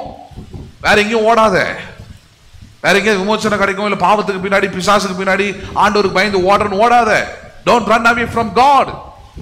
நீ வருத்தம் பாரம் உனக்கு பாவத்தினால் ஏற்பட்டால் இயேசுவினிடத்தில் வா, உனக்கு நான் இளைப்பாறுதலை தருவேன். ஓடாத. ஆண்டவருடைய நோக்கமே அதான். Don't run away from me. பேதுரு அப்படிதான் முடிவு பண்ணான் பாவத்தை செஞ்ச பிறகு. அவர் தெரியாதுன்னு சொல்லி மறுதளிச்ச பிறகு நினைச்சான், செய்யாதுன்னு எத்தனை வாட்டி சொன்னாரு, என்ன செய்யாதுன்னு எத்தனை வாட்டி சொன்னாரு, கேட்டனா நானு செஞ்சிட்டோனே, பயந்து ஓடுறான். ஓடுறதுனால விட்டுட்டார் அவனை? இல்ல, பின்னாடி தேடி வராரு அவனை. உயிர் தெழுந்த பிறகு நான் சொல்றேன், உயிர் தெழுந்த பிறகு இயேசு பேதுருவை தேடி போறாரு. அவன் படகுலயே உட்கார்ந்து இருக்கிறாரு. அதை கண்டுபிடிச்ச பிறகு பேதுரு அங்கிருந்தே குதிக்கிறான். குதிச்சு கடையில வந்த பிறகு அவன் இடத்த கேட்ட மூணே கேள்வியாதான். இயேசு அவனை புதிய உடன்படிக்கையில அப்ரோச் பண்றாரு, நீ என்னை அன்பு கூறுகிறாயா? Do you love me or not? ஏன்னா அவருக்கு புரியுது, அன்பு கூர்ந்தால் என் ஆடுகளை நீ மேய்ப்பாயாக, ஓட மாட்டேன், என்ன பண்ணுவாயாக. அதனாலதான் பேதுருவை தலையில சிலுவையில் அடிச்சு கொண்டாங்கன்னு சரித்திரம் சொல்லுது. என்னால் நம்ப முடியுது, அவன் ஒத்துக்கிட்டு இருப்பான். அப்படி தன்னை அப்படி பயந்தாங்குடியா இருந்தவன், ஆனா அந்த அளவுக்கு ஒத்துக்கிட்டு இருப்பான். அந்த அளவுக்கான மாற்றங்களை நீங்க அப்போஸ்தலரே பார்க்கலாம், எந்த அளவுக்கு பேசுறான்றது தைரியமா. எப்படி அந்த மாற்றங்கள் வந்தது? காரணம் புதிய உடன்படிக்கை குறித்த புரிதல், கிறிஸ்துவை குறித்த புரிதல், நிஜத்தை குறித்த புரிதல் வந்துட்டான். இப்ப பழைய உடன்படிக்கை அப்படிப்பட்ட புரிதல் இல்லை. பழைய உடன்படிக்கையில பயம் தான் இருந்தது, ஓடி போய் ஒளிகிற தன்மை தான் இருந்தது. ஆனால் புதிய உடன்படிக்கையில ஒரு மிகப்பெரிய சாக்கியம் கொடுக்கப்படுகிறது. ஹலோ, அதுதான் இளையகுமாரனுடைய கதையில கூட பார்க்கிறோம். எல்லாத்தையும் பண்ணிட்டு வராங்க. He done everything. அவன் அண்ணன் சிலதெல்லாம் சொல்றான், அதெல்லாம் அக்செப்டே பண்ணிக்க முடியல. இந்த ஆள் இன்னும் பைத்திய கீதி முடிச்சு போச்சா, இப்படிப்பட்ட ஒரு மனுஷன் உள்ள சேர்க்கிறாரு, இவ்வளவு ஒழுக்கமா இருக்கிறான் இந்த பையன் வீட்டுக்குள்ள, இவனை வச்சுக்கிட்டு இவனையும் சேர்க்கிறாரு இவரு. அது இவனுக்கு அவன் கேட்கிற மாதிரி அவனுக்கு கண்டுகுட்டி அடிச்சு, அவனுக்கு ஒரு பெரிய விருந்து வச்சு, மேல தாளெல்லாம் வச்சு, அவனை இந்த அளவுக்கு கனம் பண்ண வேண்டிய அவசியம் இருக்குதா? அதான் புதிய உடன்படிக்கை. அவருடைய பாயிண்ட் ஒன்னே ஒண்ணுதான், அவன் என்ன தப்பு பண்ணி எங்க போயிருந்தாலும் பரவாயில்ல, கரெக்டா என்கிட்ட வந்துட்டாலும் இனிமேல் நான் பாத்துக்கிறேன். நான் இதுக்கப்புறம் அவன் சரியா இருக்கிறது, இனிமேல் அவன் சரியான வழியில் நடப்பது, இனி அவன் சரியான மனுஷனாக இருப்பது, இனி பாவம் செய்யாம வாழ்வது எப்படி, இனிமேல் அதை உணர்ந்துதான் வந்திருக்கிறான் அவன். அண்டர்ஸ்டாண்ட் பண்ணீங்களா நீங்க? அப்ப ஒரு விசுவாசிகளா இருக்கும் போது நீங்கள் அதுதான் உணரணும். நீங்க எதை உணரணும்? பழைய உடன்படிக்கையின் காரியங்கள் எல்லாமே பாருங்க, அது ஒரு நிழல். அந்த நிழல்ல பாத்தீங்கன்னா நிஜத்தை நீங்க கண்டுபிடிக்க முயற்சி பண்ணீங்கன்னா முயற்சி பண்ண முடியாது. ஹலோ, பேசுறது புரியுதுங்களா உங்களுக்கு? பழைய உடன்படிக்கை பல பேர் படிச்சுட்டு கடமை பேசுறான்லாம் இருக்கிறான். ஆண்டவருக்கு ஆசீர்வாதத்தை கொடுக்குறான்னு நினைக்கிறான். அந்த ஆசீர்வாதத்தை மறுபடியும் முன்னெடுத்துல கேட்பா. சரி, எங்க இருந்தா இந்த சத்தியத்தை எடுத்தான்னு பார்த்தா ஆபிரகாம்ல இருந்து எடுக்கிறான். ஆபிரகாம் 75 வயசுல ஆழ்ச்சாரா இருக்கும், அவனுக்கு பிள்ளையை கொடுத்தாரா இருக்கும். 100 வயசுல கொடுத்துட்டு அதுக்கப்புறம் கொஞ்சம் வளர்ந்து நல்ல அன்பான பிறகு அந்த பிள்ளையை மறுபடியும் எனக்கே கொடுன்னு கேட்டார். உன் பிள்ளையும் கேட்பாருன்றார் பிரசங்கியார். உன் பிள்ளையும் என்ன பண்ணுவாரு? கேட்கிற ஆளுங்களுக்குலாம் எப்படி இருக்கும் பாருங்க. அங்கெல்லாம் போய் உட்காரணும்னா கல்லான இறுதியமா இருக்கிறவங்க தான் போய் உட்கார முடியும். அரியர் இருக்கிறவங்க கண்டிப்பா போய் உட்காந்து கேட்கறதுக்கு வாய்ப்பே கிடையாது. ஏன்? சத்தியத்தை கேட்கறதே நடக்கிறதுக்காக தான். அந்த சத்தியத்தை கேட்டு நடக்க முடியுமா? பிள்ளையை பார்க்கும் போதெல்லாம் பக்கு பக்குன்னு எப்போ கூப்பிடுவான்னு தெரியலையே, எப்போ கேட்பாருன்னு தெரியலையே, அப்படியே சொல்லியிருக்குது. போய் ஒழுங்கா வேதத்தை படி. ஈசாக்கு கொண்டாரா? சொன்னார், பிள்ளை ஆண்டவன் மேல் கையே ஓடாத, உன் பிள்ளைக்கு பதிலாக என் பிள்ளையை மறிக்க கொடுப்பன்ற ஒரு இமேஜ் தாங்க கொண்டு வந்து வச்சாராங்க. புரியுதுங்களா உங்களுக்கு? பழுதற்ற ஒரு ஆட்டு கடாவை அடித்து அதுதான் பலி செலுத்தப்பட்டதே தவிர ஈசாக்கு பலி செலுத்தப்படவில்லை. அப்ப அதோட சத்தியத்தை என்ன சொல்லணும்? நீ உன் பிள்ளை வாழும், உன் பிள்ளை பிழைக்கும், உன் பிள்ளை நல்லா இருக்கும், உன் பிள்ளை வளரும், உன் பிள்ளை ஆசீர்வதிக்கப்படும். அதுக்காக தான் தேவன் தம்முடைய பிள்ளையை சிலுவையில் அடித்தார், ரத்தத்தை சிந்தினார். அவர் உன் பிள்ளையோட பாவங்களை அவர் சுமந்தார். காரணம், உன் பிள்ளை நீதிமானாய் வாழும்படி. இதுதான் புதிய உடன்படிக்கையின் சத்தியம். பேசுறது புரியுதுங்களா உங்களுக்கு? ராவா ஏதோ ஒன்று பேசிடலாம் நீங்க பழைய உடன்படிக்கை எடுத்துட்டு. பட் அது ஷேடோ, நிழலை வச்சுக்கிட்டு ஒரு நிஜத்தை நீங்கள் கற்பனை செய்து கூட பார்க்க முடியாது. அப்ப நிழலை வச்சுக்கிட்டு அது ஒரு சத்தியமா உபதேசம் பண்ணிக்கிட்டு ஜனங்களை பயமுறுத்திக்கிட்டு ஜனங்களுக்கு இல்லாத கிறிஸ்தவத்தை போதிச்சுக்கிட்டு இருக்கிறது தவறான ஒரு கண்ணோட்டம். அது புதிய உடன்படிக்கை எதை சொல்லுகிறது? புதிய உடன்படிக்கை அது கிறிஸ்துவை பற்றியது. யாரை பற்றியது? அது கிறிஸ்துவை பற்றியது. He will never do any evil to anything. யாருக்கும் எதற்கும் அவர் தீமை செய்யவே மாட்டார். ஏனென்றால் அவரே தன்னை சிலுவையிலே பாவமாக மாற்றிக்கொண்டவர். யாராக மாற்றிக்கொண்டவர்? அவர் பாவமாக மாற்றிக்கொண்டவர். பழைய உடன்படிக்கும் புதிய உடன்படிக்கும் இருக்கிற 4வது வித்தியாசம் என்ன? பழைய உடன்படிக்கை நீங்க படிக்கலாம், படிக்கும் போது வெறும் நிழல். அதுக்குரிய நிஜத்தை நீங்க எங்க தான் கண்டுபிடிக்க முடியும்? நீங்க புதிய உடன்படிக்கையில தான். பழைய உடன்படிக்கையில நீங்கள் பலிகளை குறித்து படிக்கிறீங்கன்னா அந்த பலிகளை படிச்சுக்கிட்டு இப்படி இல்லாம தான் இருந்ததோ இப்படிதான் இருக்குதோ அப்படின்னு நினைக்க கூடாது. புதிய உடன்படிக்கையில வந்து பாருங்க, நான் எந்த ஆடையும் பலி செலுத்த வேண்டியதில்லை. மட்டனை சாப்பிடலாம் நான், ஹலோ. ஆனால் நான் இப்ப ஆடை கொண்டு வந்து பலியை செலுத்த வேண்டியது இல்ல. ஆடை நான் காணிக்கையா கொடுக்கலாம், ஆனால் ஆடை பலி செலுத்தி அதோட ரத்தத்தினால என் பாவங்கள் போக வேண்டிய அவசியம் இல்லை. காரணம், என்னுடைய பாவத்தின் பாவ நிவாரண குற்ற நிவாரண பலியாக கிறிஸ்து எனக்காக சிலுவையிலே பாவமானார், அடிக்கப்பட்டார், ரத்தம் சிந்தினார், மரித்தார், உயிர்த்தெழுந்தார், இன்றைக்கும் எனக்காக பரிந்து பேசுகிறவராய் இருக்கிறார். அதான் நிஜம். அண்டர்ஸ்டாண்ட் பண்றீங்களா நீங்க? அப்ப பழைய உடன்படிக்கை, பழைய ஏற்பாடு அல்லது பழைய உடன்படிக்கை வெறும் நிஜமா இருக்கு, மணிக்கும் நேளா இருக்கிறது. புதிய உடன்படிக்கை என்னவா இருக்கிறது? அது நிஜமா இருக்குது, ரியாலிட்டி. புதிய உடன்படிக்கை என்பது அது கிறிஸ்துவை பற்றியது. யாரை பற்றியது? அது கிறிஸ்துவை பற்றியது. கடைசியா இந்த பழைய உடன்படிக்கை புதிய உடன்படிக்கையின் வித்தியாசத்தை பார்க்கிறோம் இல்லையா? அதுல பழைய உடன்படிக்கை கிரியையை வலியுறுத்தும். 5வது காரியம், பழைய உடன்படிக்கை எதை வலியுறுத்துகிறது? கிரியையை வலியுறுத்துகிறது. புதிய உடன்படிக்கை கீழ்ப்படிதலை வலியுறுத்துகிறது. ஹலோ, பழைய உடன்படிக்கை எதை வலியுறுத்துகிறது? கிரியை, ஆக்ஷன்ஸ். உனக்கு பிடிக்குதோ பிடிக்கலையோ, ஆனா என்ன பண்ணிடாத, செஞ்சிரு. உண்மை அதுக்கு மேல விசுவாசம் இருக்குதோ இல்லையோ, நம்பிக்கை இருக்குதோ இல்லையோ, டூ இட் இன் ஆக்ஷன், அவ்வளவுதான். ஆனால் புதிய உடன்படிக்கை என்ன சொல்லி கொடுக்குது? இல்லப்பா, நீ கடமைக்காக கிரியை செய்யாத. புதிய உடன்படிக்கையில தேவன் உங்ககிட்ட எதிர்பார்க்கிறது என்ன? உன் உள்ளத்திலிருந்து நீ செய்யக்கூடிய எல்லா செயலும் தேவனுக்கு நீ கீழ்ப்படிந்து செய்ய வேண்டும். யார் கீழ்ப்படிந்து செய்ய வேண்டும்? தேவனுக்கு, தேவனுடைய வசனத்துக்கு, தேவனுடைய வார்த்தைக்கு, தேவனுடைய வாக்குத்தத்துக்கு கீழ்ப்படிந்து செய்தால் அந்த கிரியை சரியானதா இருக்கும், ஆசீர்வாதமானதா இருக்கும். இல்லைன்னா செய்யாத. இல்லைன்னா என்ன பண்ணாத, அதை செய்யாத. உனக்கு அந்த கிரியின் மேல நம்பிக்கை இல்லை, அந்த கிரியின் மேல உனக்கு எந்த விதமான ஈர்ப்பும் இல்லை, அந்த கிரியின் மேல கீழ்ப்படினுன்ற எண்ணம் இல்லைன்னா அந்த கிரியை என்ன பண்ணாத, நீ செய்யாத. சபைக்கு வரீங்க, கிரியை இது. சபைக்கு வருவது என்பது என்னது? ஆக்ஷன், கிரியை. அந்த கிரியை எப்படிப்பட்டதா இருக்க வேண்டும்? தேவனுக்கு கீழ்ப்படுகிறது மூலமாய் வருவதா இருக்கணும். எது? யார் கீழ்ப்படுகிறது மூலமாய்? நான் கடவுளுக்கு கீழ்ப்படுறேன், அவள் வார்த்தை கீழ்ப்படுகிறேன். அவளோட வசனம் சொல்லுது, சபை கூடி வருவதை விட்டு விடாதீர்கள். கர்த்தரை நான் துதிக்க வேண்டியதா இருக்குது, கர்த்தரை நான் ஸ்தோத்திரிக்க வேண்டியதா இருக்குது, கர்த்தருடைய வார்த்தையை நான் கேட்க வேண்டியதா இருக்குது, கர்த்தருடைய சமூகத்தில் நான் இருக்க வேண்டியதா இருக்குது. இதெல்லாம் கடவுளோட வார்த்தை சொல்லி இருக்குது. அதுக்கு நான் கீழ்ப்படிஞ்சு வரனே தவிர வேற வழி இல்லைங்க. கிறிஸ்தவன் ஆகிட்டேங்க, ஒவ்வொரு வெள்ளிக்கிழமையும் அங்கே போகிற மாதிரி நான் ஒவ்வொரு ஞாயிற்றுக்கிழமையும் இங்கே வந்துட்டு போயிடுறேன் அப்படின்ற கிரியையின் அடிப்படையில் என்ன பண்ணக்கூடாதான், செய்யக்கூடாது. பழைய உடன்படிக்கை கிரியை மட்டுமே வலியுறுத்தினது. உனக்கு ஓய்வு நாள் பிடிக்குதோ இல்லையோ அன்னைக்கு சமையல் செய்யக்கூடாது, அவ்வளோதான். உனக்கு ஓய்வு நாள் பிடிக்குதோ இல்லையோ அன்னைக்கு வேலை செய்யக்கூடாது, அவ்வளோதான். உனக்கு ஓய்வு நாள் பிடிக்குதோ இல்லையோ அன்னைக்கு நீ வந்து ஆலயத்துக்கு போயே ஆகணும், ஒரு வழியே கிடையாது. பழைய உடன்படிக்கை.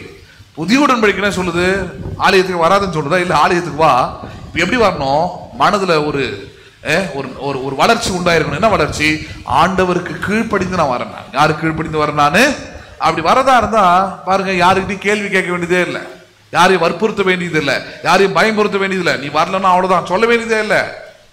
கீழ்ப்படிதல் உள்ள உண்டாயிருச்சுன்னா யாரும் பின்னாடி இருந்து ஃபோர்ஸ் பண்ண வேண்டியதில்லை, வற்புறுத்த வேண்டியதில்லை, வலியுறுத்த வேண்டியதில்லை. கீழ்ப்படிதல் உண்டானால் தானாகவே என்ன பண்ணுவார்கள்? அவர்கள் செய்வார்கள். பேசுறது புரியுதுங்களா உங்களுக்கு? அது உள்ளத்திலிருந்து உண்டாகணும். எங்கிருந்து உண்டாகணும்? புதிய உடன்படிக்கை அதான் செய்யுது. புதிய உடன்படிக்கை விசுவாசிகளா இருந்தீர்கள் என்றால் ஜெபத்தை எப்படி செய்யறீங்க நீங்க? 2 மணி நேரம் பண்ணியா இல்லையா? பாஸ்டர் கேட்பாரு. அது சின்ன பிள்ளைங்களை அப்படி பண்ணி கொண்டு வரலாம், வேற வழி கிடையாது. அவங்களுக்கு ஏன்னா ஒன்றும் அந்த ஞானம் வரல. ஆனால் வளர்ந்த பிறகு, நீங்கள் விசுவாசிகள் ஆன பிறகு, ஞானஸ்நானம் எடுத்த பிறகு நீங்க பெரியவங்களா இருக்கிறீங்க. பெரியவங்களா இருக்கும்போது ஒண்ணு புரிஞ்சுக்கணும், உங்களுடைய கிரியைகள் எல்லாமே கீழ்ப்படிதலின் மூலமாக வர வேண்டுமே தவிர கட்டாயத்தின் பேர்லோ அல்லது பழக்க வழக்கத்தின் பேர்லோ அல்லது வேற ஏதோ ஒரு காரியத்தின் மூலமாக அது வர கூடாது. பேசுறது புரியுதுங்களா உங்களுக்கு? வசனத்தோட உங்களுக்கு எடுத்து காண்பிக்கிறேன். 1 சாமுவேல் 15 அதிகாரம், 1 சாமுவேல் 15 அதிகாரம் 22 வசனத்தை நாம் பார்ப்போம். 1 சாமுவேல் 15:22. அதற்கு சாமுவேல், கர்த்தருடைய சத்தத்திற்கு கீழ்ப்படிவதை பார்க்கலாம். யாருடைய சத்தத்திற்கு கீழ்ப்படிவதை பார்க்கலாம்? கீழ்ப்படிதல் எதுல கீழ்ப்படினோன்றது சொல்லி கொடுக்கிறார். நீங்கள் புதிய உடன்படிக்கை விசுவாசிகளாக இருந்தால் எதற்கு கீழ்ப்படியுங்கள்? நீங்கள் கர்த்தருடைய சத்தத்திற்கு, வார்த்தைக்கு, வசனத்துக்கு, சத்தியத்திற்கு என்ன பண்ணுங்கள்? நீங்கள் கீழ்ப்படியுங்கள். கீழ்ப்படிகிறதை பார்க்கலாம் உங்கள் சர்வாங்க தகனங்களும் பலிகளும் கர்த்தருக்கு பிரியமா இருக்குமோ, பலியை பார்க்கலும் கீழ்ப்படிதலும் ஆட்டு கடாக்களின் இனத்தை பார்க்கலும் செவி கொடுத்தலும் எப்படிப்பட்டதா இருக்கிறது? உத்தமம். கீழ்ப்படிதலும் செவி கொடுத்தலும் உத்தமம். புதிய உடன்படிக்கையில தேவன் எதை கொண்டு வந்து வைக்கிறார்? எப்பா, உன் பலியை பார்க்கலும் எது உத்தமமாய் தேவன் பார்க்கிறார்? கீழ்ப்படிதலும் செவி கொடுத்தலும். கீழ்ப்படிதலும் செவி கொடுத்தலும். அண்டர்ஸ்டாண்ட் பண்ணீங்களா நீங்க? கீழ்ப்படிதலும் செவி கொடுத்தலும். அதுக்கு ஒரு உதாரணத்தை சொல்றேன், அப்பதான் நல்லா புரியும். ஒரு 4 வாரத்துக்கு முன்னாடி பாத்தீங்கன்னா சண்டே ஈவினிங் சர்வீஸ்ல அன்பை பத்தி போதிச்சுக்கிட்டு இருக்கும் போது நம்முடைய 3 ஏஞ்சல்ஸ், கொயர் ஏஞ்சல்ஸ் பாத்தீங்கன்னா பாடுகிற குழுவில் ஒரு ஆளுக்கிட்ட கூட நோட்டு கிடையாது. அப்ப நான் 3 பேரும் எழுப்பி சொல்லியிருந்தேன், அடுத்த வாரத்துக்கு நோட்டு நீங்க எடுத்துட்டு வரணும். இந்த வாரம் நோட்டு எடுத்து வராததுக்கு இந்த வாரம் நான் என்ன பிரசங்கம் பண்ணியிருக்கணும், அந்த அன்பை பற்றி போதிச்சிருக்கிறத 10 முறை நீங்க எடுத்துட்டு வரணும்னு சொல்லியிருந்தேன். சரி, 10 குஷ்டரோகியில எத்தனை பேர் திரும்பி வந்தது? எத்தனை பேர் திரும்பி வந்தது? ஒரே ஒருத்தர். அதுல ஜாய் தான். ஆமா, அது என்னைக்குதான் அந்த குழப்பம் தீருமோ தெரியல. ஸ்வீட்டிக்கும் ஜாய்க்கும் பெரிய புரிதல் பிரச்சனை உண்டாகும் எனக்கு. அதுல சின்னவன் ஜாய், நானே மறந்துட்டேன். நான் சொல்லிட்டு பல வேலை நமக்கு இருக்குது, நான் மறந்துட்டேன். நான் ஒரு 2 ஆராதனை தான், 2 வாரம் இல்லை, 2 ஆராதனை கழிச்சு நான் ஒரு நாள் எல்லாம் இந்த ஆராதனை முடிச்சுட்டு ஆமேன்னு சொல்லிட்டு எல்லாத்தையும் மூடி வைக்கும் போது ஓடி வந்து சொன்னா, பாஸ்டர் நீங்க சொல்லியிருந்தீங்களே நான் எப்பவுமே நோட் எடுத்துன்னு வந்துடுவேன், அன்னைக்கு தான் மறந்து வச்சுட்டு வந்துட்டேன். 2வது நீங்க எழுதி எடுத்துட்டு வர சொன்னீங்களே, எழுதி எடுத்துட்டு வந்திருக்கிறேன், இது கரெக்ஷன் பண்ணிடுங்க அப்படின்னா. நானே மறந்துட்டேன் அதை சுத்தமா. இதுல அற்புதமான ஒரு விஷயம் என்னன்னா, அவன் இப்படி சொல்லிக்கிட்டே இருக்கும் போது 2 பேர் அப்படி ஓடுறத பாக்குறேன், வாமா மின்னல் மாதிரி. அவ்வளவு வேகமா வெளியேறாளுங்க. சரி போயிட்டீங்க, சரி அன்னைக்கு தான் எடுத்துட்டு வரல. 1 மாசம் ஆச்சு, போய் பார்த்து பிரசங்கத்தை பாரு, 1 மாசம் ஆச்சு. இன்னைக்கு வரைக்கும் அந்த நோட்டை எடுத்துன்னு வரல, எழுதுனாவும் இல்லை. இப்ப அவளுங்களுக்கு தெரியும் எப்படி எல்லாம் வந்து மாற்றம் பாரு. நான் என்னைக்கா இருந்தாலும் ஒரு நாள் சிக்குவீங்க, நீங்க பாயிண்ட்டுக்கு வருவீங்க. பாயிண்ட்டுக்கு இல்லாததே இருக்காது பைபிள்ல.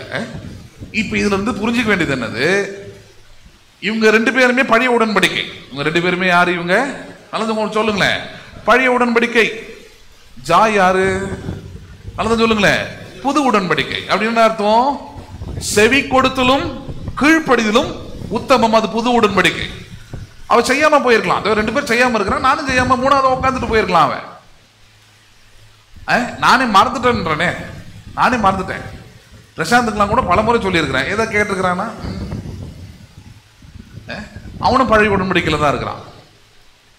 அதுல ஒரு ஆள் புது உடன்படிக்கையில் இருக்கிற ஆள் எப்பயோ சொல்லிட்டு நாம கடந்து போயிட்டான். நீங்க மூடி வைக்கிறேன் விறுவிறு எப்பவுமே அது மாதிரி வரமாட்டாவ. விறுவிறுன்னு வந்தா மேலே ஏறினா என்னம்மா அப்படின்னு கேட்டா நோட் எடுத்துட்டு வந்து விரிச்சிட்டு முதல்ல விஷயத்த சொல்றான். எப்பவுமே எடுத்துட்டு வந்துருவேன் பாஸ்டர், இன்னைக்கு எடுத்துட்டு வரல. இப்ப நீங்க அன்னைக்கு சொன்னீங்க எழுதி எடுத்துட்டு வந்தது எடுத்துட்டு வந்துட்டேன். செவி கொடுத்தலும் கீழ்ப்படிதலும் உத்தமம் பலியை பார்க்கிலும், நீங்கள் பாடுறத பார்க்கிலும். ஹலோ, பலினா உங்களுடைய கிரியைன்னு அர்த்தம். நீங்க ஆண்டவர் கொடுப்பது, ஆண்டவர் உங்ககிட்ட எதிர்பார்க்கறது நீங்கள் கொடுக்கிறது நல்லது. ஆனால் கொடுக்கிறத கீழ்ப்படிந்து என்ன பண்ணுங்க, கொடுங்க. எப்படி கொடுங்க? நீங்க ஜாய் போல ஆண்டவருக்கு கீழ்ப்படிஞ்சு கொடுத்தீங்கன்னா அது உங்களுக்கு பிளஸிங்கா இருக்கும். ஹலோ, திருப்பி இப்ப நான் சொல்லணும்னு எடுத்துன்னு வந்தீங்கன்னு வச்சுக்கங்களேன், கீழ்ச்சி போட்டுருவேன். இப்ப இதுக்கு பேர் தான் பழைய உடன்படிக்கை, கிரியை. ஆனா இதுல உங்களுக்கு ஒரு பிரச்சனை இருக்குது. என்னன்னா, ஞாபகம் இருக்கிற வரைக்கும் திருப்பி திருப்பி சொல்லிக்கிட்டே தான் இருப்பேன் நான். எப்படிலாம் மாட்டி இருக்கிறீங்க பாருங்க. இனி எழுதி எடுத்துன்னு வரவும் கூடாது. நீங்க எழுதி எடுத்துன்னு வராதனால பழைய உடன்படிக்கையை பத்தி ஒரு எக்ஸாம்பிள் எடுக்கணும், உங்களை வச்சு எடுத்துட்டு போயிடுவேன் நான் அழகா. அவ்வளவுதான், முடிஞ்சு போச்சு. அப்ப விசுவாசிகளுக்கு தேவன் சொல்றது அதான். இப்ப பழைய உடன்படிக்கை புதிய உடன்படிக்கையோட கடைசி வித்தியாசம் என்ன? பழைய உடன்படிக்கை வெறும் கிரியை மட்டும் செய், நீ பிடிக்குதோ பிடிக்கலையோ ஏதோ செஞ்சுட்டு போவாடு. ஆனால் புதிய உடன்படிக்கை என்ன பண்ணு, நீ கீழ்ப்படிந்து செவி கொடுத்து அதுவே உத்தமம் என்கிற எண்ணத்தோடு அதை செய். அவன் கிரியை அப்படிப்பட்டதா இருக்க, கீழ்ப்படிந்து செய்வதா இருக்கட்டும் கிரியை அப்படின்றாரு. அப்ப பழைய உடன்படிக்கை அப்படி இல்லை, உனக்கு பிடிக்குதோ பிடிக்கல செஞ்சிடும், அவ்வளவுதான். உனக்கு அது மேல விசுவாசம் இருக்குதோ நம்பிக்கை இருக்குதோ விருப்பம் இருக்குதோ அதெல்லாம் பிரச்சனையே கிடையாது. உனக்கு தோணுதான் செஞ்சுட்டு போயிடும், அவ்வளவுதான். ஆட்டுக்கடாக்களின் ரத்தத்தின் மூலமாக பாவங்கள் மன்னிக்கப்படுதோ இல்லையா, அது மேல நம்பிக்கை செஞ்சுட்டு போயிட்டு 4 பேர் செலுத்துறா, நீ செலுத்தி போயிடு அப்படி. ஆனால் புதிய உடன்படிக்கை சொல்லி தேவன் சொல்லியிருக்கிறார், ரத்தம் சிந்துதல் இல்லாமல் பாவம் மன்னிப்பு இல்லை. அதுக்கு நான் கீழ்ப்படுகிறேன், அதை நான் விசுவாசிக்கிறேன், அதை நான் நம்புறேன், அதனால செய்யறேன். கிறிஸ்துவ வாழ்க்கையில் எல்லாமே அப்படிதான், ஜெபமும் அப்படிதான் வரணும். தேவன் சொல்லி இருக்கிறார், நான் பலவீனன் அல்ல, நான் யாரா இருக்கிறேன், நான் பலவானா இருக்கிறேன். தேவன் சொல்லி இருக்கிறார், நான் புதிய உடன்படிக்கை விசுவாசி. தேவன் சொல்லி இருக்கிறார், நான் நீதிமான் என்று. அப்ப அதன் அடிப்படையில தான் உங்களுடைய ஜெபங்கள் என்ன பண்ண வேண்டும், இருக்க வேண்டும். சரி, கடைசியா ஒண்ணு சொல்லி முடிக்கிறேன். புதிய உடன்படிக்கையின் ஜெபத்துடைய ஒரு மேலான ஒரு அற்புதமான ஒரு விஷயம் ஒன்று இருக்குது. என்ன தெரியுமா? அது கடைசி அதை பார்த்து முடிக்கலாம் பாருங்க. எபிரேயர் 12வது அதிகாரம் 24 வசனம். எபிரேயர் 12:24.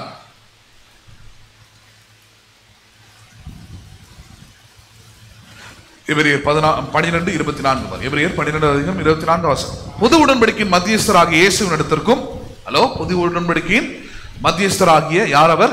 இயேசுவின் இடத்திற்கும் ஆபேலுடைய ரத்தம் பேசினது பார்க்கலாம், நன்மையானவைகளை பேசுகிற ரத்தமாகிய தெளிக்கப்படும் ரத்தத்தின் இடத்திற்கும் வந்து சேர்ந்தீர்கள். புது உடன்படிக்கை பத்தி சொல்லும்போது சொல்றாரு, எப்பா புது உடன்படிக்கையின் மத்தியஸ்தரா இயேசு இருக்கிறார். அவர் எப்படிப்பட்டவர் சொல்றாரு?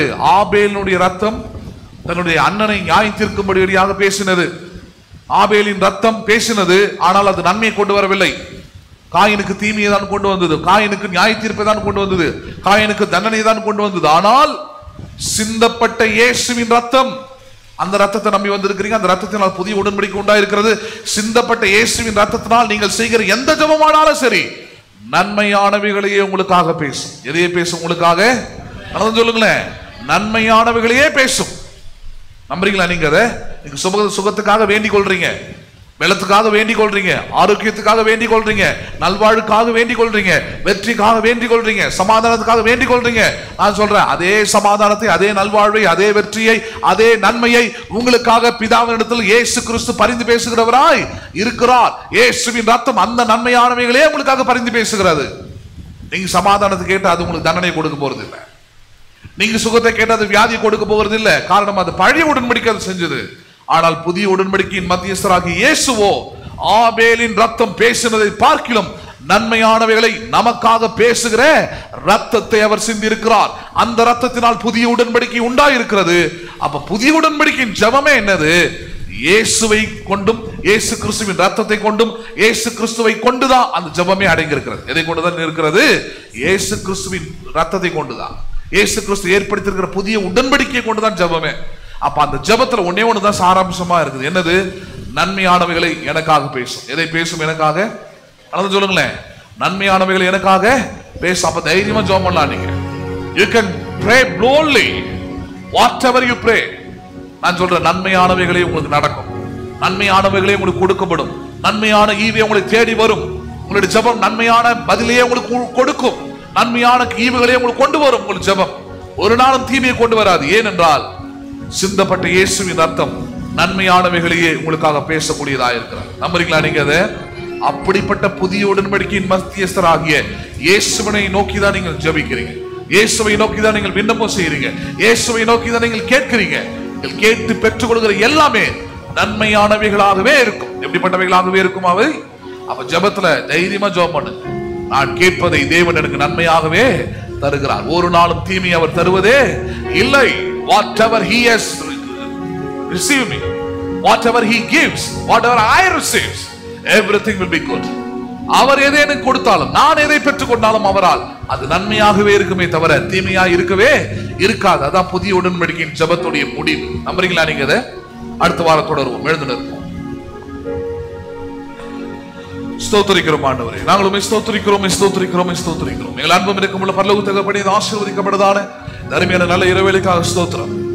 நேரத்திலும் தேவரின் புதிய உடன்படிக்கையின் ஜெபத்தை குறித்த சத்தியத்தை கேட்கும்படியான நேரத்தை நீர்கள் தந்தபடியால் நன்றி செலுத்துகிறோம். வேதத்தில் இருக்கிற நாங்கள் கற்றுக்கொள்ள இருக்கிற எல்லா ஜெபங்களும் புதிய உடன்படிக்கையின் ஜெபத்தின் அடிப்படையில், இது புதிய உடன்படிக்கையின் அடிப்படையிலே, இயேசு கிறிஸ்துவின் அடிப்படையிலே, நீர் சிந்தின ரத்தத்தின் அடிப்படையிலே தேவரை அவைகளை புரிந்து கொள்ள, அவைகளை எடுத்துக்கொள்ள, அவைகளின்படி ஜெபிக்க, அவைகளின்படி எங்கள் வாழ்க்கை வெற்றிகரமாக மாற நீர் எங்களுக்கு உதவி செய்வீராக. நாங்கள் எப்படி ஜெபிக்க வேண்டும் என்பதை தேவரையுடைய சத்தியத்தின் மூலமாக வெளிப்படுத்தியிருக்கிறீர். தேவரின் புதிய உடன்படிக்கையின் ஜெபம், புதிய உடன்படிக்கையின் மத்தியஸ்தராக இருக்கிற நீர் சிந்தின ரத்தம் எங்களுக்காக நன்மையானவைகளை பேசக்கூடியதாக இருக்கிறது. எங்களுடைய ஜெபங்கள் ஒன்றும் தீமையை கொண்டு வருவதில்லை, தீமையை வருவிப்பதில்லை.